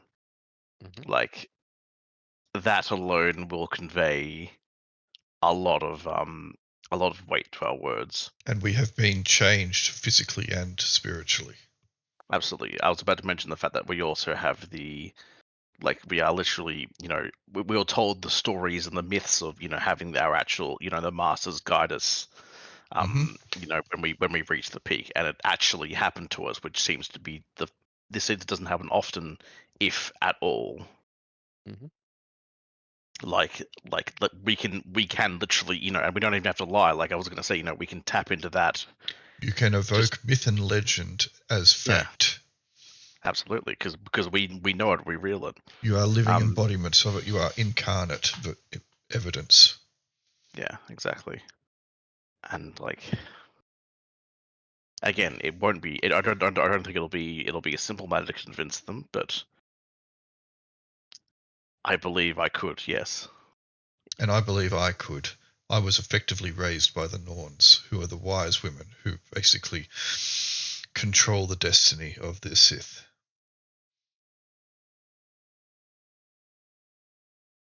My father didn't return from a hunt, and my mother could not raise me properly, and I showed some ability, and I was rambunctious, and so they took me on, and they raised me to become one of them. When I return, I will take my place among their kind, among the Norns. I can convince them. Can Kridi make me a history check? Oh, You're not particularly worried about being believed by your clan, but you do know that often the most powerful person in the clan becomes the patriarch of the clan, and sometimes they get assassinated.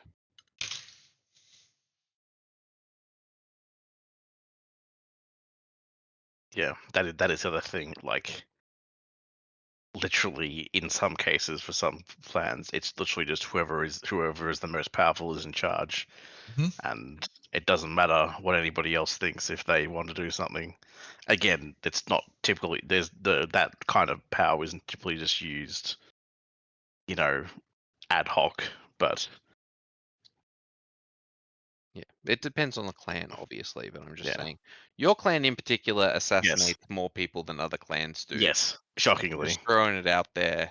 But when they probably believe you, but they might try to kill you. that may happen, but would they be able to touch you? That yes, but not for long. Like, This is a thing. Any attempt on your life would surely fail, which would only embolden your position within the clan further. Anyway, if Rukka believes that Rukka needs further evidence, if Afanen believes that Afanen needs further evidence, then further evidence we shall get. but could we also find that evidence in the valley itself, or Potentially, in the fingers itself? It's possible, but do we know exactly what we are looking for? No. But that is something to figure out, I guess. Indeed. At the very least, we need to, upon return home, again, this is supposition, we need to find a way home first, but we need to raise the warning. Now, it doesn't mean that people are going to leave immediately, but plans need to be set so that scouts can be sent out to find new places to live. Migrating entire clans will not be an easy task, even for those that are more itinerant in places.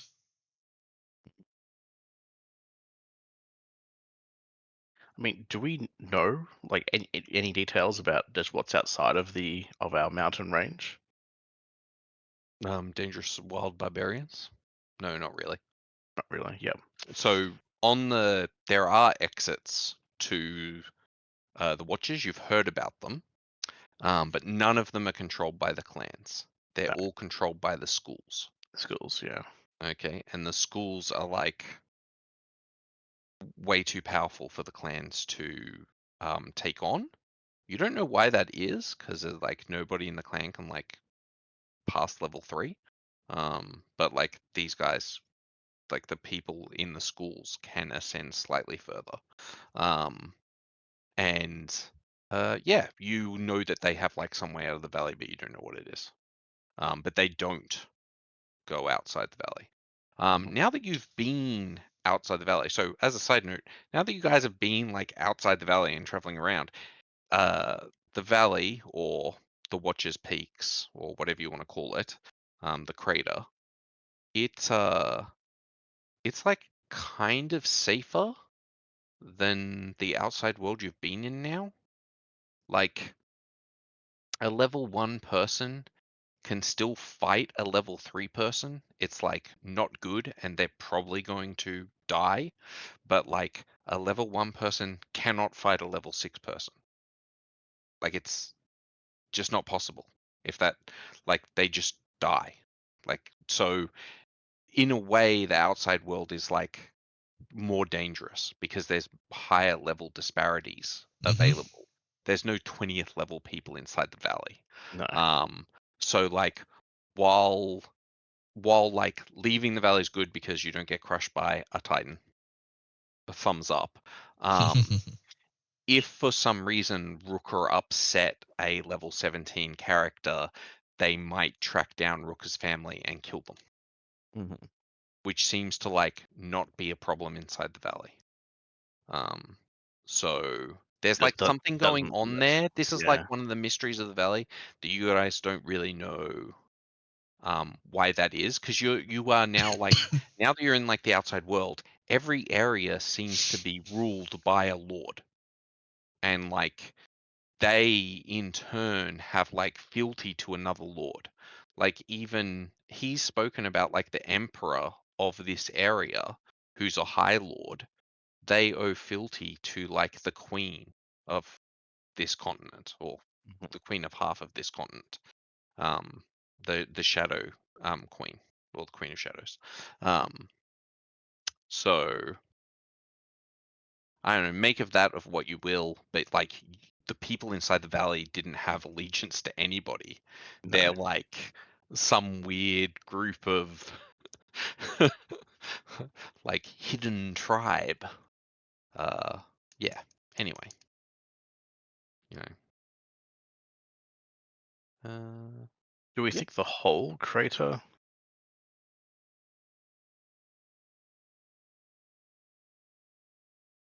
is the Titan?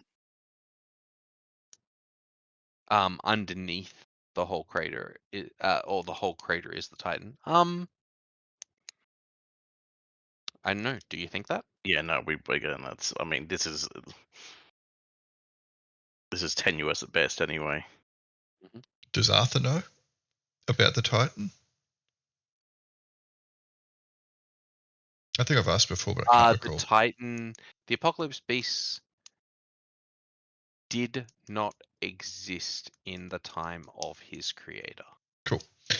His creator is still alive. As a side note, the Beast is still alive, who is his creator. I think he said that before. Yep. And she's like vaguely responsible, but like not in the sense that she created them or like that they existed back then.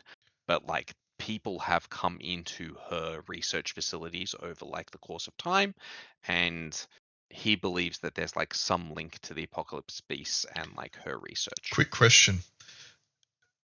How would Arthur gauge the beast's power level comparative to the lords that we have encountered? Oh, she'd smash him. The lords you've encountered? Not even close. To Cognar? No, Cognar's not close. Nowhere near the spiritual pressure.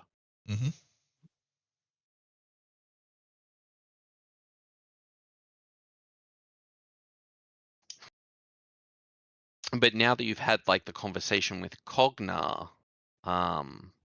you've also sort of realized that he's like purposely not ascending. He's like on the XP, but he just won't level. Question. Mhm. What does Arthur think the beast would consider an apocalypse beast based upon the information that we have on the apocalypse beasts?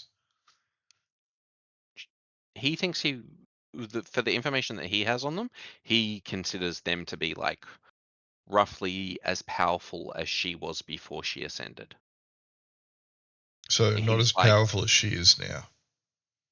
He has no idea how powerful she is now. Okay. Except from, wait, did you meet the beast? I don't think you met the beast. I don't think so. Actually, wait a second. I should have it in my notes. If I do, I have forgotten. And I would be rather embarrassed if I had. Did anybody Have to meet go back and watch the beast? text. I'll have to. I think none of you spoke to the beast. No. Classic. Yeah. Everybody was like, fight a barbarian. No. which is fair. That's fine. Whatever. So we encountered but didn't speak. You saw her pillar, but I don't think it. I think she only called to. No, she did call to Åvna, but you weren't interested. You looked at. Actually, I think you might have bargained with the first person you spoke to. So I think you. I got an option of a druid and a cleric. Yes, but that's from the same person. No. The second one was a cleric as well. Oh, okay. So you spoke to the Indomitable, did you? I think I can't remember entirely. I have to go back and check. Okay. Maybe I did. Maybe the beast did give me an option. Okay. So the beast is a spirit guide now. Effectively. There's something. There's something that can still like touch upon this world and like. They are deified. Yes, or something along those lines. Something along But those lines. I imagine they'd be similar to Arthur's creator then, in terms of the The beast ascended. is Arthur's creator. Yes. Oh right, yeah, okay, cool. So yes, so literally. Yes. The beast is literally Arthur's creator, and I'm not sure any of you spoke to her. It doesn't particularly matter. Yeah, cool. But she, along with the other 7, are a court of like, we'll just call them celestial champions. And from what you've seen, they either like fix disasters, which is what you've seen your master doing, Kridi, hunt world-ending monstrosities. That's what Afanen has seen their master doing. Lurk in the deepest, darkest shadows, drawing in those who dwell within them and destroying them. That's what Rukka's sensed from his Whatever the hell it is. Body. Dear friend, patron, and Åvna has seen their master directing fleets of ships in intergalactic, or sorry, I shouldn't say ships, Vessels. massive spires of rock and metal that fight in the darkness of space over planets, directing them on a like A disco. system, as in star systems upon star systems, linked by a great web of They're playing EVE Online. interconnections. Yes, they're playing EVE Online. Solaris, I was She's gonna playing say. Solaris. Yep, she's moving ships around, but you don't know their ships. Whatever. Yeah. Whatever. Yeah, there's lots of like, to put them on scale. The ships are like the ships that you've seen over these planets are like the Executor from like Star Wars. Okay, They're not like 40k ships, but they're big. They're a couple of Okay. kilometers long. Yes, they're As like opposed to many. Because Yeah. it was the Executor's about 1.5 kilometers long, wasn't it? It might be 3. I can't remember. That might be the Sovereign. I can't remember how long the Anyway, expedition. big. Yeah. It's big, exactly. It's very big. It's a big ship. They're And like you've seen, vessels a of the bunch them. Landsrad. Yeah, you've seen like huge pillars of like red crystal that are sort of those sizes and shoot out like energy waves and stuff. Yep. Anyway, there's some like war in the heavens, and they Yep. are waging it. Cool. All right, so we end up playing Spelljammer. That's right. Uncle Beast needs you. No, the adventure will end when you ascend.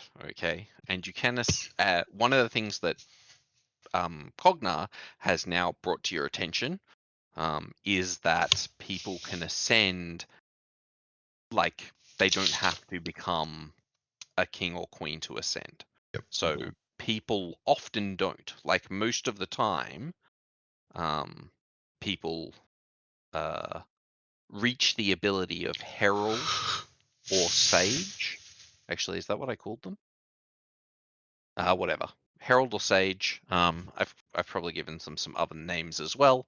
But those are the people who have like the ability to teleport and do like miracles and stuff like that. And those people are usually who ascend. Okay. Cool. All right, Cognar.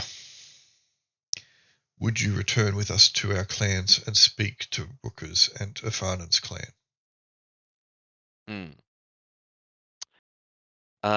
I am in charge of my clan at the moment, and they're probably pretty annoyed with me for running off into the desert. But annoyance builds character, I find. So yes, I would love to travel with you to meet more of my family. He sort of tilts his head. Huh? I smile towards Rukka. Acceptable? Rukka will kind of half smile and shrug. If that's still not acceptable, then you determine where we need to go and what we need to do. And then Afanen will just basically lean against the wall and then slide down until she's sitting down. She's Åvna even. What did I say? Afanen. Åvna, yes. That's what Afanen will do. Åvna. Fucking hell. Yes, that's what Åvna will do. I'm looking at the name Afanen when I'm saying it. It's on my screen, right in front of my face. Åvna will do that. Afanen is like left a while ago. Yep. Yep. I can still hear him breathing. You cannot anymore. Oh, he's gone that far. At some stage, you noticed that they walked off.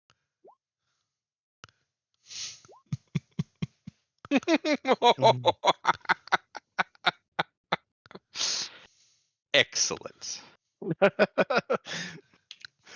That's fantastic. Anyway, yep, they're missing. So you hear silence coming from the direction that they went off in. Yep. Anyway, Åvna has spoken to her wit's end, and now it's up to Rukka to do what needs to be done, to determine what needs to be done. I said I think it may work if Cognar goes through. I think that we may have a chance for me to find more information as we go through the jungle to the tower with the ivory thingy sticking up to try and get home. You determine where we go. At least that is what Åvna will determine. I just said I think we should go to the jungle. Yep. To go to the ivory thingies. Yep, and Åvna is saying that she agrees with it, whatever you decide. But I cannot speak for Kridi and for Afanen. I mean, how easy is it to travel to another continent? Don't we just like crack these rocks and throw them on the ground or something? Pretty much, yeah. Yeah, but that's specifically on the understanding that will help out, the people who gave these to us. And we'll probably have to help them out anyway if we want to get transportation or anything. Is there any information within this city, Cognar, that we might be able to find about this portal?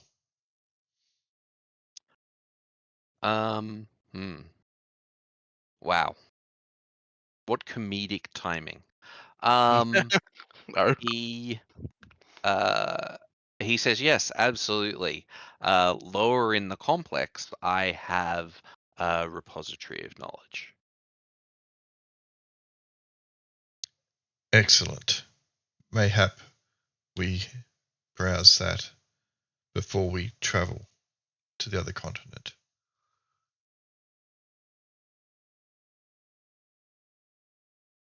Yes, absolutely. I'll lead you to it now if you want. Marvelous. Okay. He starts leading you off into the complex, deeper. Make me a perception check. Åvna. Does someone know where Afanen went, by the way? No. Yeah, it's a bit of a maze down here. Like as you're sort of going around, you think you still know your way back, but yeah, it's a bit mazy. Excellent. After about sort of 10 minutes of leading you through the complex, fairly deep into the earth, you think maybe you're 200 feet under the surface now. Mm-hmm. He leads you all into a large room. In the center of the room, sort of floating, where the bottom of it is sort of at head height, but the item itself is about 8 foot high, and spherical. Is some kind of machine of spinning rings of metal covered in arcane writing and sigil tree. And standing in front of it is Afanen, just staring at it.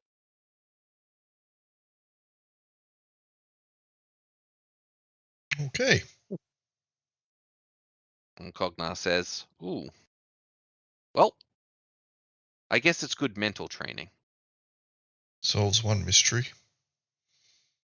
Of where Afanen went. Yes. Is Connor going to give us any context or just? This is the repository of knowledge. This existed before the spirit tablets. In fact, it's entirely possible that they were based partially off its design. This was created by the greatest soulsmith to walk this world. Does this look familiar, Arthur? It does not look familiar to Arthur. And when he says the greatest soulsmith to exist on this world, he's like not happy about that. He does not agree. He vehemently disagrees. It's arguable. Obviously, the beast was the greatest It's arguable. soulsmith. He did say arguably. Yes. Yeah, true. But he's still insulted that there's even an argument. Well, arguments are just a form of intellectual fighting. Indeed. And he doesn't even know who the hell they're talking about. He doesn't know this item or anything about it. How do we use this one, Cognar? Okay, well, it works under the same principles as a spirit tablet. You can connect to it, and then you can see sort of visions of the people who have used it before. It's a codex. It holds vast amounts of knowledge, and the more powerful your mind, the more you can make use of it. This one itself may be a little beyond you. Maybe not. Yeah. I mean, I'll be interested to see if it turns you into a drooling fool for an hour or not. He walks over to Afanen and sort of looks at them. They'll be fine. Does Afanen have a blank expression on their face? They seem enraptured. It's not blank. It's more like Enthralled? yeah, enthralled. Exactly. All right, let's have a crack. Sure. Okay. You look into the machine. What are you trying to look up? Home. Oh, excellent. Okay. Make me a wisdom saving throw. Watch me roll a 1. 26. That's amazing. Excellent. All right. +9. Good job. You feel like your brain heat up, and you feel like pain behind your eyes, but you do find the crater. Okay, it is in the codex, and you do find it. It's actually on this continent, further to the north of where you are, and it's unclaimed territory. You also, in the codex, there's a small bit of information about it, which talks about how nobody's allowed to go there. I'm going to And see if I that's can get more information on that. there's like some treaty with the kings and queens where all 8 signatories have signed it, and this treaty goes back 220 years. Okay, what about the information before that? Before it was There- redacted? that information seems to have been purged. But there's just there's sort of this codex is, and all it's kept about it is that there's a treaty made that nothing can happen with like the valley. The valley is like off limits, and nobody can go there, and it's not to be disturbed, and that's like it. Okay. And it was signed by all 8 kings and queens at If that there time. is an indication that the valley is not to be disturbed and no one is to go there, and there is this contract signed by the 8 kings and queens, to not go there, they must know where they're not going. Is there a Yes. map? Oh, you know where the location is. Yes, it's to the north. Yes, So yes, that's right. But you can now have the location. Yes. can distance? It's I don't have it in distance. Let me go look at the maps. I mean, And is it possible to print this do out? do we even have it No. Control P. Yeah, no, good luck with No, that. I don't want to show you all the maps that I can. Oh, I see. Because you're like looking. No, because you're just looking at the valley. So you can see the valley. I'm trying you. I'm trying once I know that the valley's there to then find. This will be the end of your information because Okay. you've come up against something. The DC was 25 as a side note. I did not expect you to succeed. You have a very good wisdom saving throw, but like that's cost you all your energy. This is gonna like take you out for like a day. You're like, oh my god. The Am I codex am I able to hard talk to use. afterwards? You can walk around. You wouldn't want to do like an athletic course. No, or but can I talk? Oh yes, you can talk. Our home is on this continent to the north. And then I'll look at Cognar, and it is forbidden to travel there. Signed by all 8 kings and queens. Did you know this? It's about 400 miles away from where you are. Did you know this? Interesting. 400 miles to the north, give He or take. says, yes, I did know about it.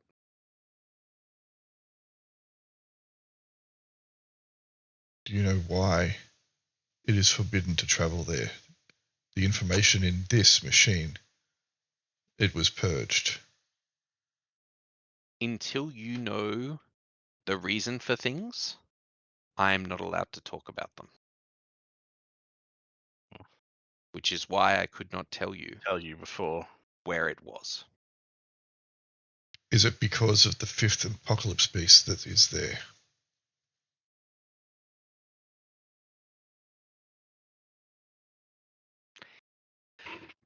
He turns his hand sideways and does like a An iffy statement. yeah, like yes, no. Not alone. That is one thing.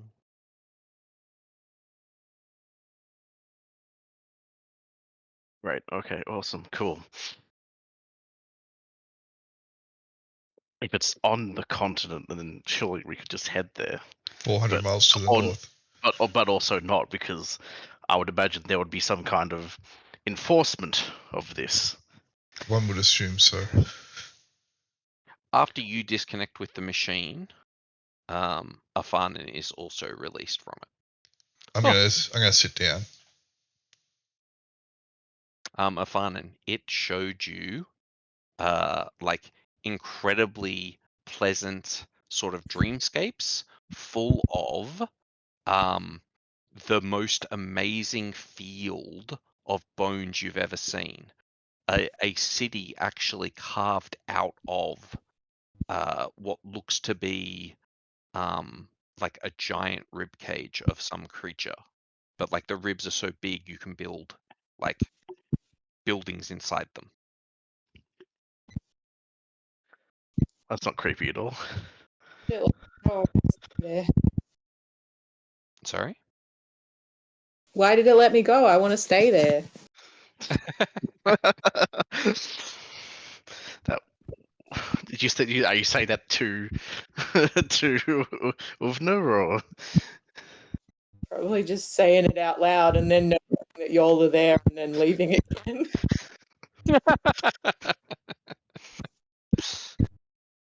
What do you guys follow me everywhere? Jeez. Cognar, do you know of the mountain with the pillars on top that we go to for our trial?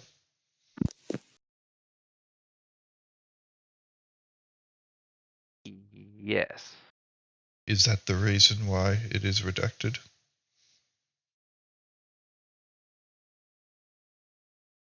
Because there is divine forces at work there? He says no, then he like rubs the space in between his eyes, and he says, "We draw close on things I cannot touch upon. This is a dangerous conversation for me. I would prefer not to have it at this time. Like I don't believe there's anything to gain from this conversation." Oh, there is for us, at least for me. But I will ask one more question and then that will be done. Did you know that we were from there when you first saw us? And is that why you... Interesting. Is that why you sought us out? No, I did not know that was where you were from when I first saw you. Okay. I will speak no more of it for now. I'm going to rest. As am I. And he also, he's like, there are lots of facilities. Make yourself at home. Wait, hold on. You didn't know that's where we were from when you first saw us. But did you know that was where we were from when you actually agreed to meet us? Yes.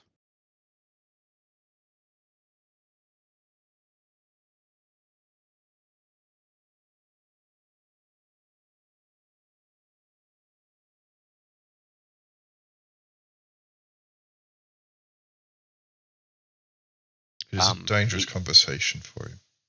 Mm-hmm. He's like, my casa, su casa, make yourself at home. Think about the offers that I've made to you. Any training facilities are available to you. Be careful in the city. Not everybody is a friend. If you do go out of the compound, I will see you tonight. You know, this takes some maintenance. He like points, up and down, sort of like. And if any of you want tips on like hairstyling or clothing, my door is always open. And he sachets away. I think he was talking about you there, Kridi. Excuse you, Kree looks great in whatever clothes that she's picked up. I don't think Like, any of us probably- particularly look that fashionable. No, we don't, because we're probably still wearing like our desert stuff, I would assume. Hmm I think you got some stuff from the yes, desert stuff. I'm wearing hide armor. Hide armor never looks fashionable. hmm I'm cloaked in shadow and flame, dude. That's never Looks sick. fashionable. Yeah, exactly. It's only fashionable for edgelords. They are. Come on. Yeah, that's right. They may think it is, but they're I was wrong. going to say, I hate to break it to you, but that's half our party. Yeah, but they may think it is, but you know that they're wrong. It never looks fashionable. It always looks cringy.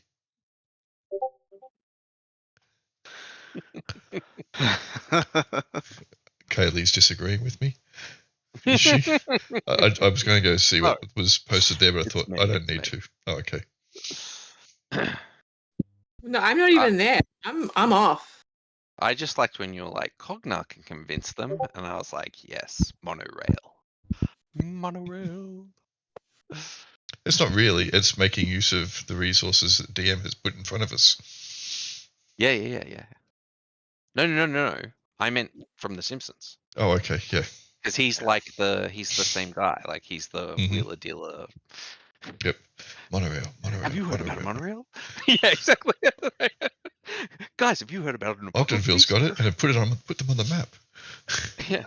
You wouldn't like an apocalypse beast in your backyard. Anyway, it seems like we have been picked out for a reason, and that reason is our home. That's not what they. Yeah. Okay.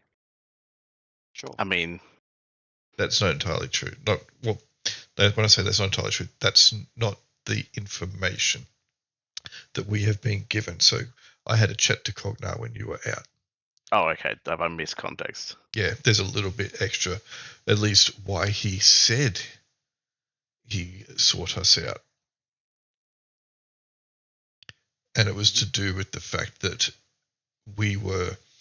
our doom was bound up with that of the apocalypse beasts, or at least one of them. Our doom?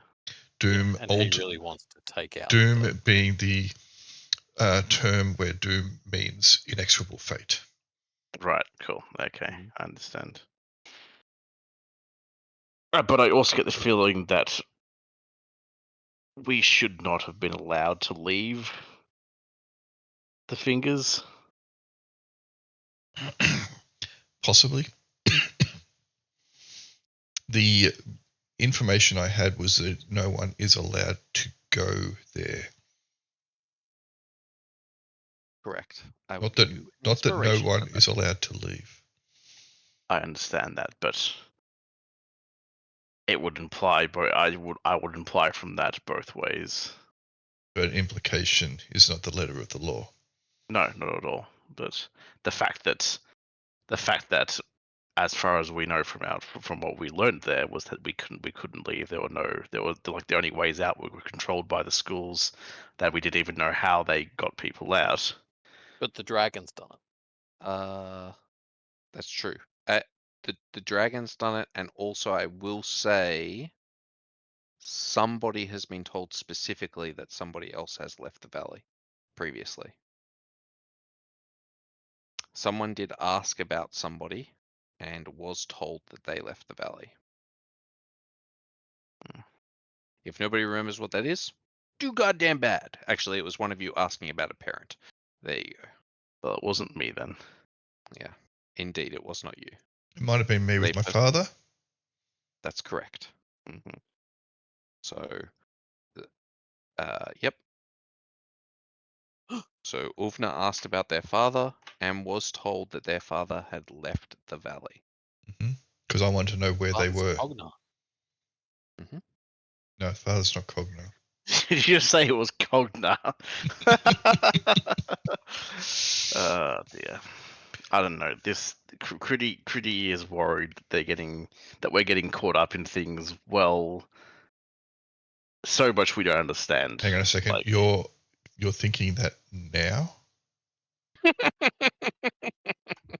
It was fine when you guys were just in a teleport room in an ancient temple where, over the top of the grave of an apocalypse beast. That was all cool. It seemed like Pretty good with that. that seemed like a We Necron didn't- base. we didn't know any better at the time. You- Now, it seems like Oh, I've been slowly stringing things together. I even started pushing back on Aaron with conspiracy theories.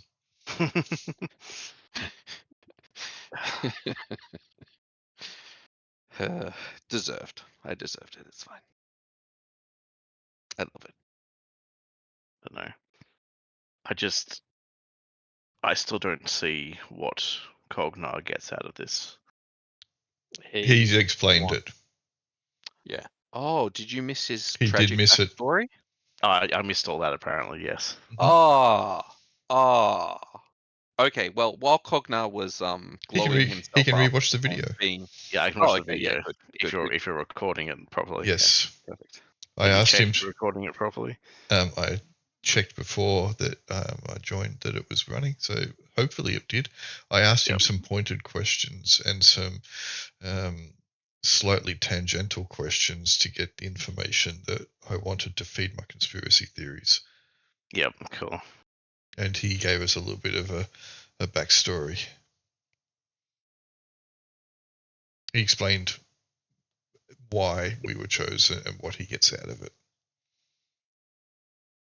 And it was to do with that doom that I mentioned, that we are bound with at least one apocalypse beast. And how does one tell their doom? He was able to see that we were bound up with it. Don't know how, probably because he's more powerful than us. And he may have some ability to of prescience, perhaps. But he also just could be bullshitting. Perhaps. But he was able to, he had a bit more information than I guess a regular bullshitter would have. I don't know. He has like a weird amount of information. It's also sort of clear to you that like for his advancement, he seems to have like, but that is explained in his backstory as well, if you believe his backstory. I believe it so far as that there will be truths in there.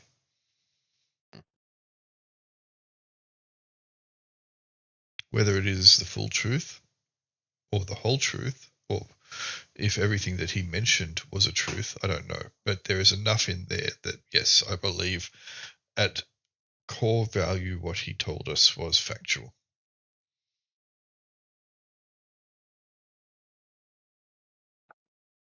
Is Cognar still around? Yeah. No. He well, Left.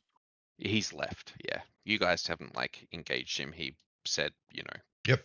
if you wanted tips on like style and fashion and doing your hair, you could come talk to him. But otherwise, he's like pretty busy. Yep. Sleeping. He's also a master at just hovering on the periphery and not being seen until one is looking for him. So I am looking for him.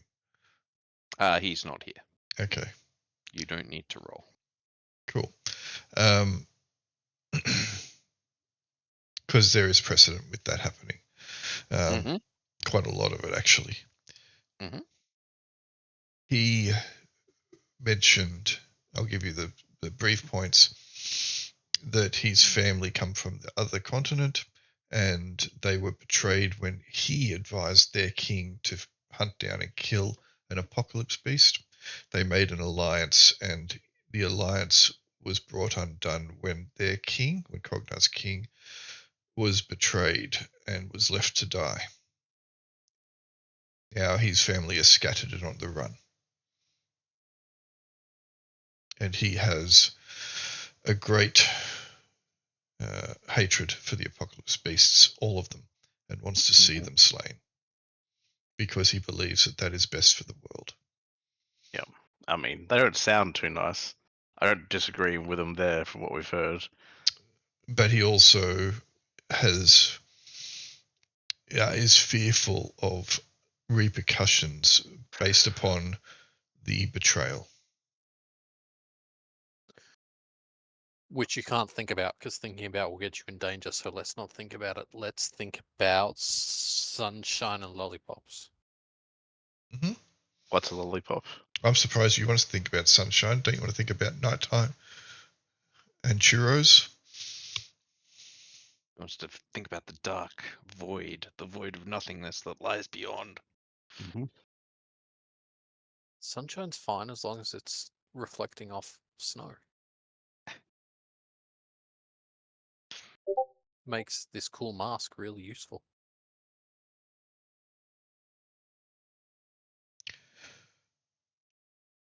So 400 miles to the north, give or take, is our home. Yeah.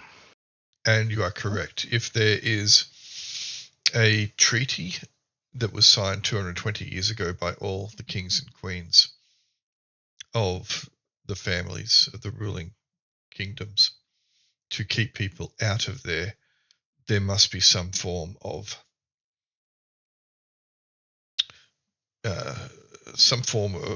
embargo, some mechanism by which the paths are guarded. Mm-hmm. But possibly not the labyrinth. The labyrinth predates that treatise by a considerable amount of time, and all the paths are unknown. The labyrinth predates the apocalypse piece. Yeah. It'd be old. So, do we think we should head directly forward and see what we find there, or do we go? A labyrinth, by definition, is a maze, and one could wander in it for a lifetime and not find what they're searching for, especially without extra information. I wonder if this machine holds any information on the labyrinth. Cognar seemed to have a lot of information, more than most. I wonder if this is the font of his knowledge. I can have a go. It is tiring. I am drained and could not do it again, so yes, I seek the information, see if there is any on the labyrinth, I guess, indeed, where it goes to the paths that one can tread within it, and if there are any secrets to navigating it quickly and safely. Sure. Can I ask the machine that? Yeah, absolutely. Make me a wisdom saving throw. Although, do word me the question that you're actually asking. Oh, great. That was a great roll. 10 out of 10. Dead. Yeah, great roll. I mean, I guess Your head explodes. You've seen Thingamajig, right? Yeah, I guess my question would be, basically how to navigate the labyrinth. That probably would cover most of what we need. Yeah, so there's like a really confusing like jumble of images. You see like the pyramids, you see these open cut mines, you see a volcano, you see like sort of this jungle temple. There's just like image after image, and you're just sort of overloaded with it. You see like some passages, you see walls moving, you see like crystals that are shooting light and doors opening and closing. You see like all these spirits reaching towards you with like hunger, and then you see like your soul, your what would be your remnant, and it becoming like corrupted and red, and it reminds you of Arthur. And then like an hour has passed and you're drooling, and you have come to in front of the object. And Rukka Cool. is drawn upon your face. And you're very tired.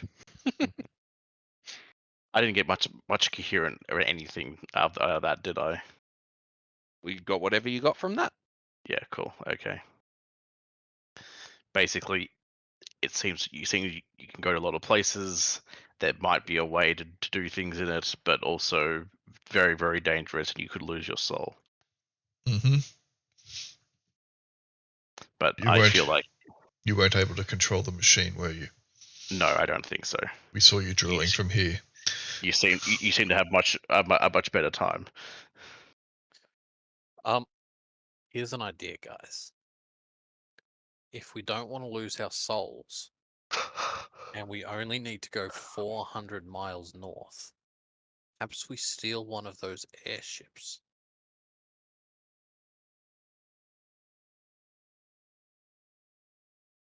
But like that's assuming we can get in from the outside, which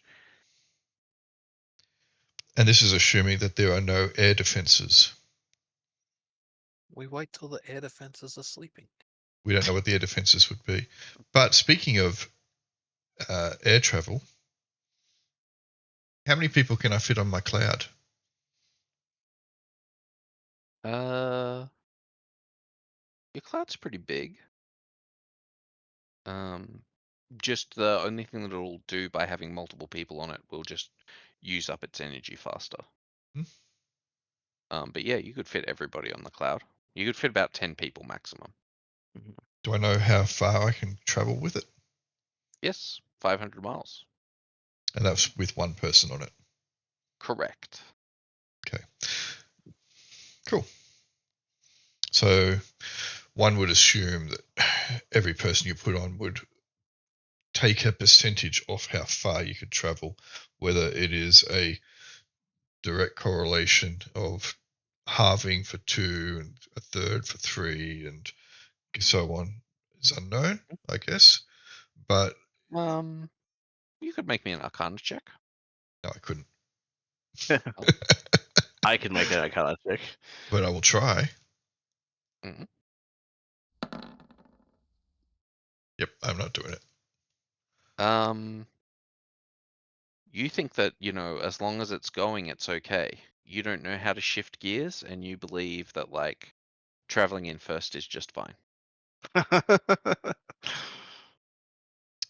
Hey, a slow crow still flies faster than a Yeah. fast wolf.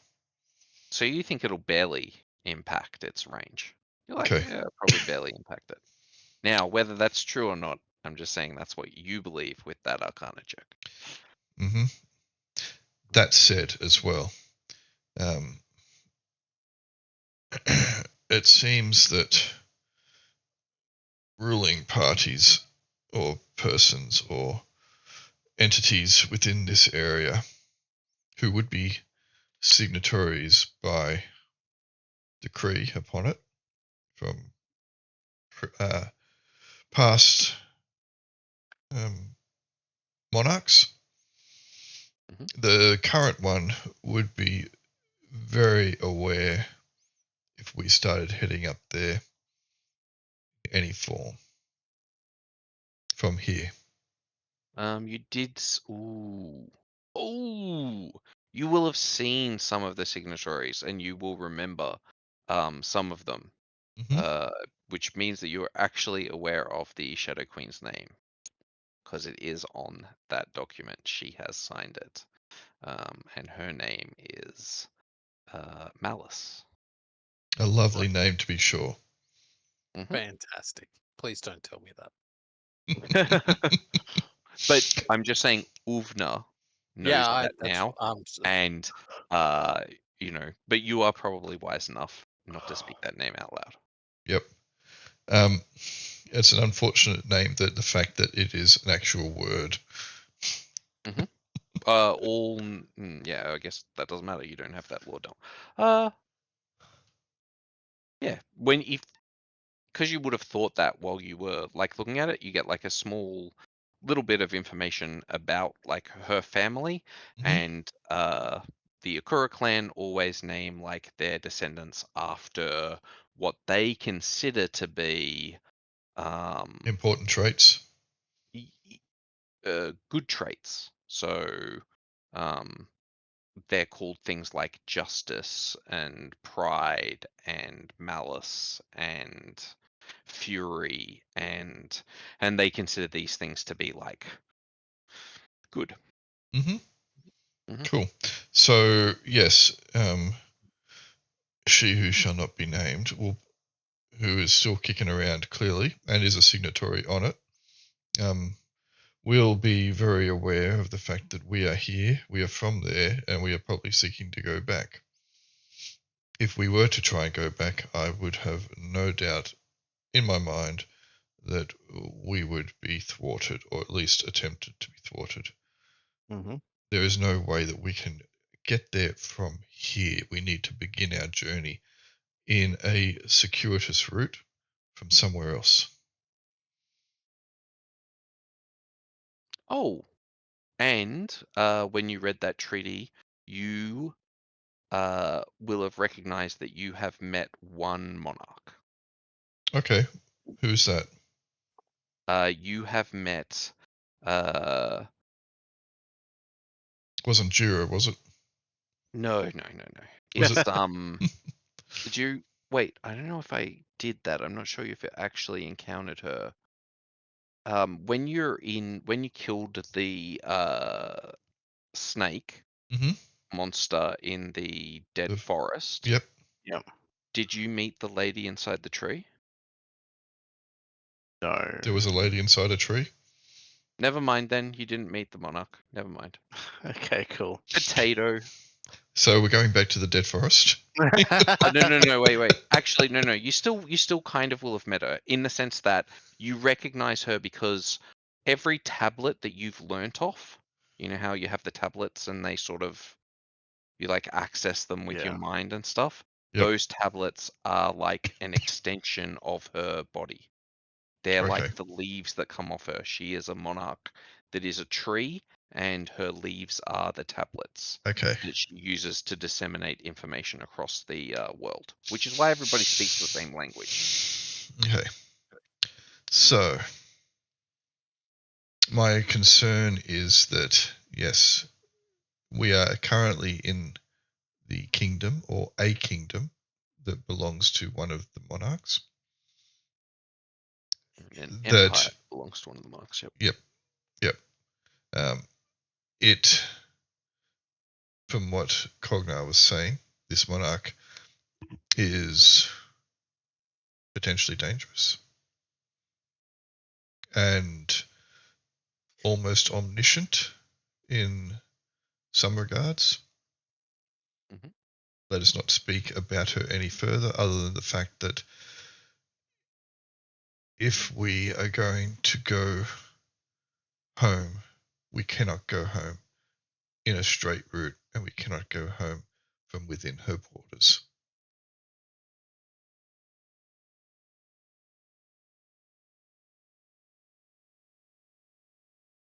How tired are you from using that device, Kridi? Probably a lot. Yeah. In a worse state than you are. Rukka, you haven't tried to use it. Do you mind asking a question of it? Sorry, which question? I was petting Traxxas. No, that's fine. My concern, and I've only just had it, is this device a singular device, or are there other devices like it elsewhere, and do they all feed into a network of information? And does accessed information, is it available to other people? I.e., can they look up our search history? Is that the question that Rook is going to ask? He can word it or try and Okay. think Should about I how he also wants. ask if are there more of you, and can people see what we've looked at? Cool. Basically. That's a pretty easy question. DC 15. Give me a wisdom saving throw.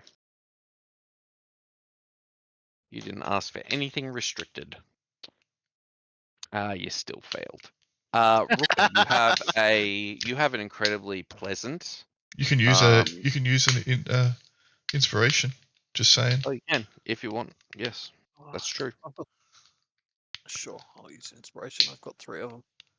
You can stack them together if you want. Let me just tell me what you, because remember you can upgrade a die to the one above for the cost of an extra one.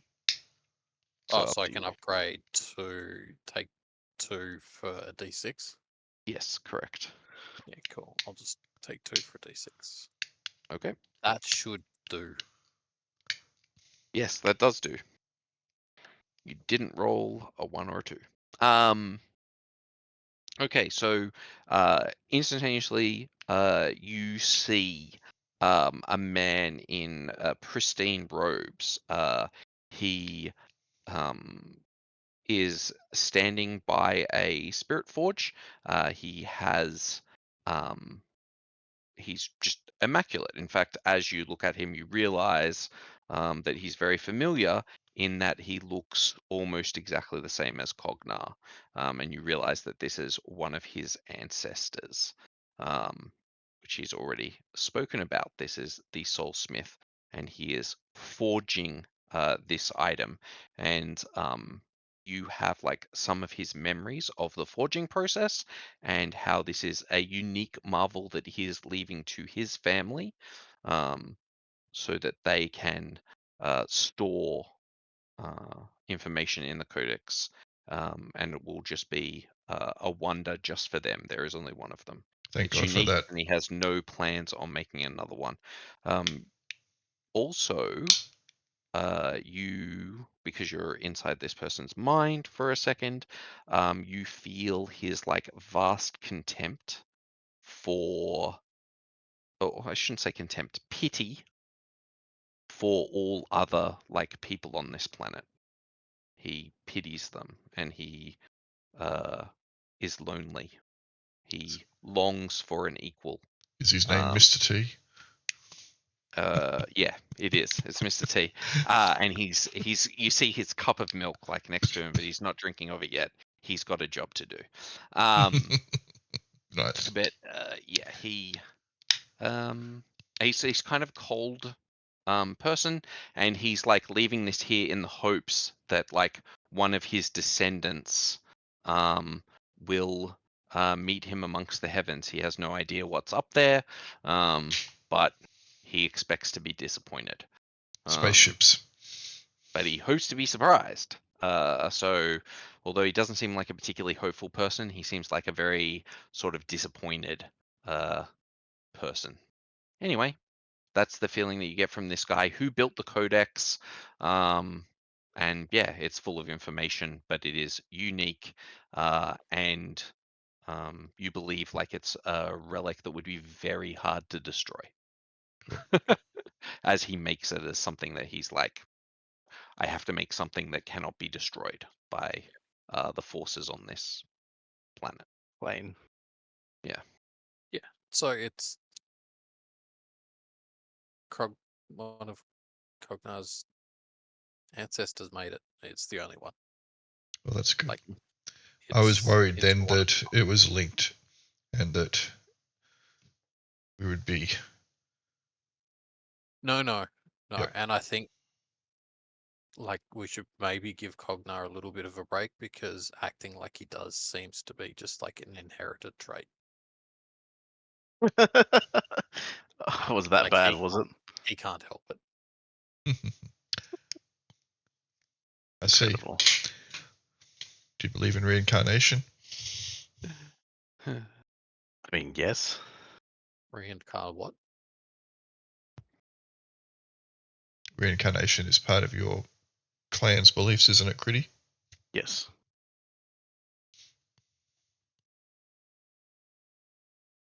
But if we circle back to that airship idea, I think an airship would probably be enough evidence that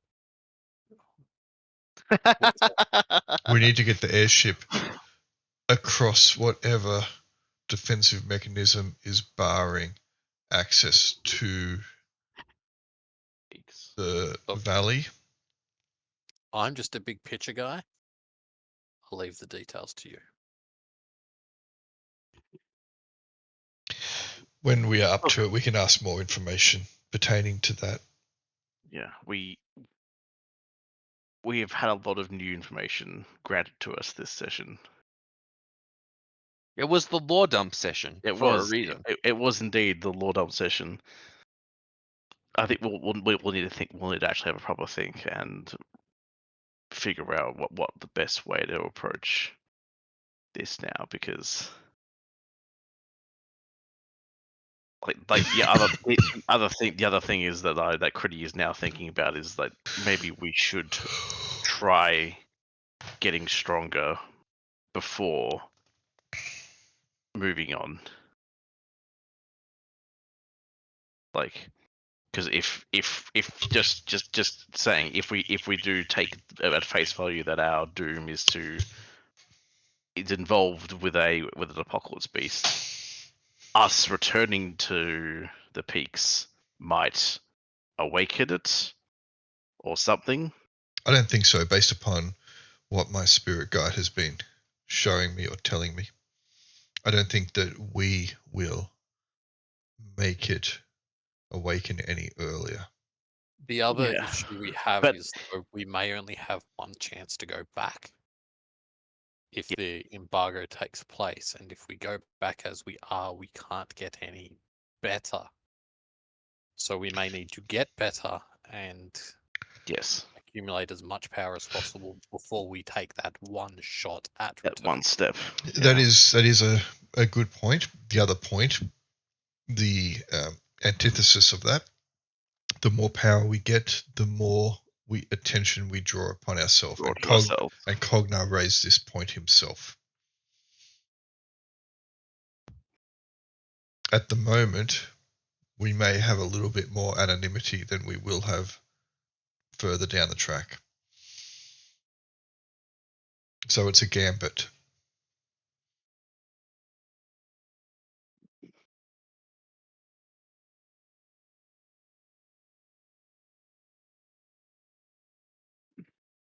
Of course, there is no reason to expect that we should be able to or would be able to get back to the valley in our current state.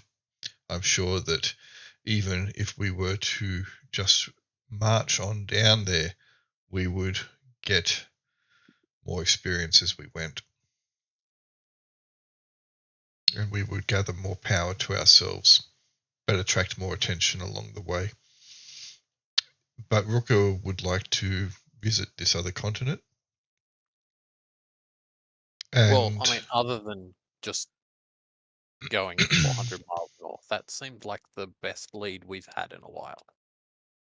Until we found out it was literally due north. Well, it's due north, but I didn't see what was between us and there. There could be impassable mountains. There could be a never-ending storm. There could be flying fortresses. Who knows? Well, we do know there's more of the Empire, right? At least initially. Correct. We are at the southern part, right? Yes, and as we go north, the people in it become more powerful on average.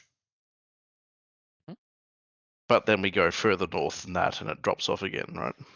But we have to go through that part where we are outmatched in every facet. They may not also like us just going straight through the front door. We might need to go through the side door. The Just other... To be clear, you have no information that if you go further north, they become less powerful. Like other than in the valley, they're less powerful. Yeah. But yeah. as you go further north in the Empire, they become more powerful, and then you'll exit the Empire. But who knows what? I think Kridi was relating to the schools. Oh yeah, totally. Those are less powerful. Yep, but we have to go through the powerful part first. That said, it is quite possible that this other continent provides a little bit more. It gives us potentially another place to investigate to get some information. but since it is, from the way it sounds, a little bit less civilized. Yeah, I was going to say, from what we've heard of it, it sounds like a bad place. Well, also it sounds more like, when I say less civilized, more of a wilderness, more of borderlands. So you're not going to have mass amounts of metropolises everywhere. You're going to have less people, which means that you can move more freely about it.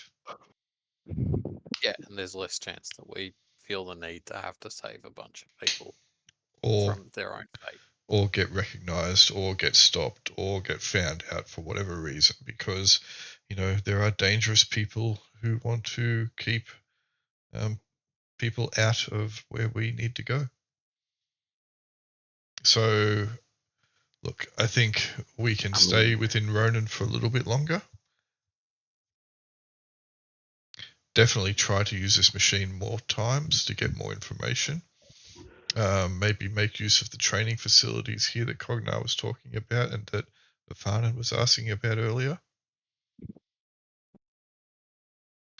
Find out some more information as well about this other continent. It wouldn't pay to go there without any intel. Well, No. And, hopefully Kridi will make a friend in a really long, after a really long ceremony. Well, that's up to Kridi. You should all take at least 4 weeks of downtime in between this session and next session. So if you want to hit me up with anything that you want to do during your downtime, feel free. It's going to be a lot of questions. Is there a Soul Forge here? There is I'm a sure Soul there is, Forge yeah. here. There's or a Spirit Forge. There's Spirit not Forge. one as good as there is in the that was the Soul Forge is inside the labyrinth. Mm-hmm. So there's not one that's that good. Monarchs have ones that are that good. He has just like a forge. It's a little bit better than the one that you had in Dragon's Teeth. Dragon's Teeth, yeah. All right, so I was just thinking if we wanted to make anything, that's cool. So I'll probably come up with a bunch of questions to ask the machine. Mm-hmm. Likewise. Great. Yeah, that's fine. You're going to ask them like a question a day or a question every 2 days, depending on how you're doing your rolls. Yeah. And I'll just do the rolls. If you give me the questions, that's fine. Cool. I think Rukka's only real question left, unless he's told to us something, would be, is there any air defenses to stop us going to the valley? I feel like Just- that's looking at that defenses too simply. I feel like if this is that important that like the whole world essentially has agreed to not go there, it's going to be more than just It's still oh, worth. it shoots lightning at you type thing. Air defenses. it There's could also airships. just be- There's flying creatures. There's also. It could also just be a handshake deal. It could Like be. they could just all be saying, "Yeah, we won't go there." It could very well be. So we don't know till we start asking questions. It's also possible that this machine does not have that information available. I think it probably has something. There was a lot of purged information about our home. So it's possible as well that that information may have once been in there but been purged. See, that's the other thing. You said that this was a unique machine created by Cognar's ancestor. Yeah, I alluded to that. Yep. I mean, I'm saying this to Rukka. Yeah. Oh, cool. The information was purged. By whom and for what reason? If only Cognar and his family have access to this machine, then one of them purged it. Yeah. We'll he note did that say that it Tiberius was signed the treaty. I understand that Tiberius signed the treaty, and I would assume then that they did purge it. But there's one thing to sign a treaty to stay out of it, and there's another to keep information away from your own family and clan. The other flip side of that is that they're also the only ones that could write to it. I understand. So we have to.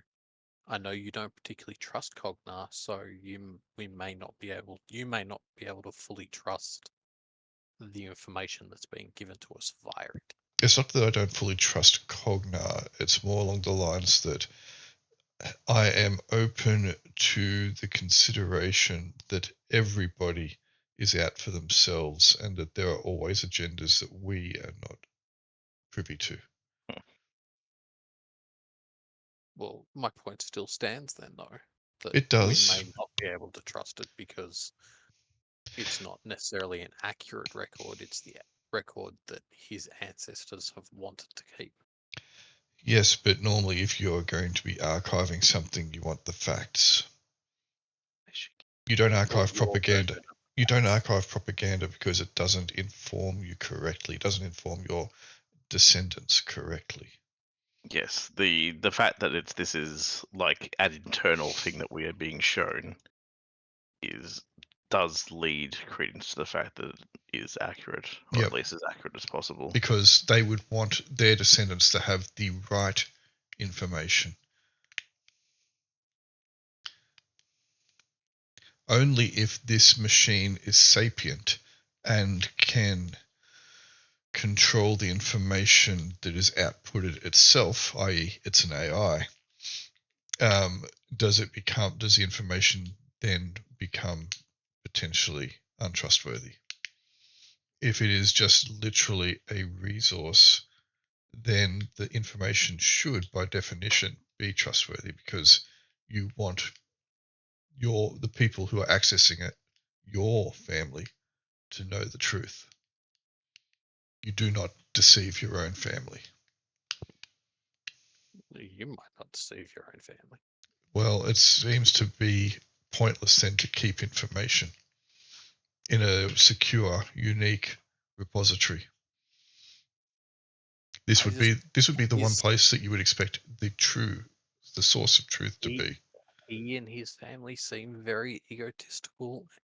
I can see that someone may not have been as powerful as another, so therefore gave a slightly different recount of events that was not entirely accurate. That would be in the ledgers and the written documentation and recorded history. It wouldn't be in a machine like this, surely. I trust the information in this machine as long as it is purely neutral in delivery of it. If it has control over the information, and if it has the information it told me was that the family had control to record and share information. So it's only going to tell us what the individual family has put in. And I'm just saying that there's a chance that egotistical people like that may want to pass down a better version than what actually happened. Absolutely. Possibly, but again, I think that would be more in a recorded or written one where the lower members of the family would have access to. This seems to be something that only those in privileged positions would be granted access to. Being so unique and so useful and powerful, you're not going to have every single family member coming along and asking it for the best color of shoes to match your shawl. I think if they did. I mean, Cognar wants to do that himself. Damn right. All right, we're going to leave it there then? I think have we lost Kaylee anyway? I think Kaylee's still here. No, I'm chilling. Oh yeah, Excellent. Cool.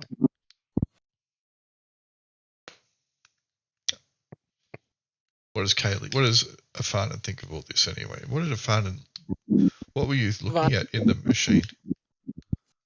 Afanen left because he didn't want to talk to you guys. He went to find a bedroom to curl up in and cry. He's disappointed that. Well, actually, I can't say that. That's definitely not in Afanen's character. Afanen was all for going home when it was impossible, but now that it's getting closer, he's actually very, very scared about going home. You are the cat. Unfortunately, well, fortunately, at least Rukka seems to understand a little bit, but Åvna does not understand. Åvna understands very well. It's No. I think it's no. It's Åvna did not express anything that would make Afanen think that she would understand. again. You need to look at yourself in a mirror. That No. that is the evidence. Not having that conversation. That's why Afanen left. Because you have been changed by mythical powers. Can't just talk to someone and make their trauma disappear. It doesn't work like that. King Arthur drew the sword from the stone. There's his evidence, because he has something physical, a physical attribute that no one else had. You have been changed by the forces on top of the mountain. And look, it's a perfectly logical argument, but trauma and emotions are not. So what you're saying is we need to perform a lobotomy. Possibly, or like EMDR therapy or something, but Fucking angsty weirdos. Goddamn 15-year-olds. Oh. He's old. damn teenagers dealing with parental trauma. I didn't have that much angst when I was a teenager. And bullying and Well, some of them are well adjusted. Okay. Not everybody has a goth phase. I certainly didn't. I was always a nerd. I could never break out of that. Yeah. It's not mutually exclusive. Yeah. Yeah, I guess. But Anyway, do we want to leave it there? Yes, absolutely. Because I want to Yeah, think like about I've questions. Yeah, like I've said in the notes, hit me up with like the things you want to do. There are martial training facilities, there's spirit art training facilities. There's everything that I listed there and more. You can hit me up with other things. I didn't want to give you like, a list of options. I gave you a big list of options, but there are more things that you could do. Just tell me what you want to do and how much time you want to spend doing it, sort of thing. yeah, Cool. it was similar to how we spent the time in the The library. the library. Yes, Yeah. this is how I will be doing downtime. Downtime is Yeah. like this sort of thing. You guys have hit a very important level, Mhm. and you should have some downtime to do some Get familiar. sort of stuff. Whether that's like researching things or whatever. Cool. Yep. Cool. All right. Well, thank you for that good session. Thank you. Indeed. Thank you. I love a lore drop. Yeah. Make sure that video goes up soon. Yep. Because I'll definitely need to rewatch the whole thing Will do. to remember half of this. Hey, I got 3 inspiration out of that session. Yeah. I started with 0.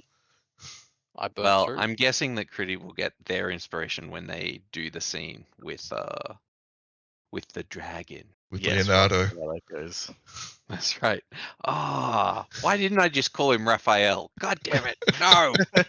He could have just been Raph. I was like, what does illusion translate into in Celtic? That's a good name for him. Mistake. Should have been Raphael. Melada. Is it Mela? How do you pronounce it? I have no idea. No idea. Cool. Okay. I feel like I understand. Morley, Yeah. maybe. Yeah. Yeah, I don't know how it's pronounced. Whatever. I think he's called Rad. The Irish pronounce DH like a th type sound. Oh yeah, they do too. So it'd be Wrath. Or a E. Ratharic. I mean, we have Kaylee sitting here with. Yeah, hello. I do have a DH at the end of my name that's pronounced like an E. But I think is that because of the letters in front of it? I don't know. Anyway. Malu. Who knows? Malu. No. Apparently. Fair enough. Anyway, thanks, guys. I had a blast. That was good. Thank you. I look forward to next session. Hopefully Hopefully in 2 stuff weeks. will happen. End of the month. Yeah, hopefully in 2 weeks. Exactly. Do we have? Is it everybody free on the 31st? I have no idea at this stage. Cool. I'm assuming Yeah. so, but I do not know. I will be, obviously. Hmm. My son is back at school on that day, and I don't know how. Well, the day before, actually, he starts on the 30th, going into high school. So, I do not, Exciting! and Year it's 7. yeah, and it's a new school, so it's his friends from primary school all going to one school, and he's going to a separate school where he knows only one person. Oh, So alrighty. it's going to be That's tough. it's going to be a compounded double issue for him: high school and not knowing anyone. Ooh. That is tough. So, Oh, sorry. I was just going to say, so I don't know how that day or those days will be. Because it could be the greatest day ever, and it could also be the worst day ever. Indeed. Yep. Well, I'll plan for both. I've already got the plan for this session because we didn't actually do what I had planned for this session. So, someone was like, I don't want to do this. I'm going to go pick up my sister. And I was like, okay, well, then I guess we'll just move on to other lore shit. Sister could Cognar have will walked. tell a tragic backstory. No, she Aw. really couldn't have. It was Anyway. I was just being facetious. Yeah. No, it was fine. That was a great session. Sorry for derailing the whole session. No, I don't care. Apparently. You That didn't. just means I'm prepared next time. It just pivoted to me questioning Cognar, Yeah. and Cognar not being particularly happy about it. I was happy. We got a good bit of insight into Rukka's character. Mhm. I thought that was really good.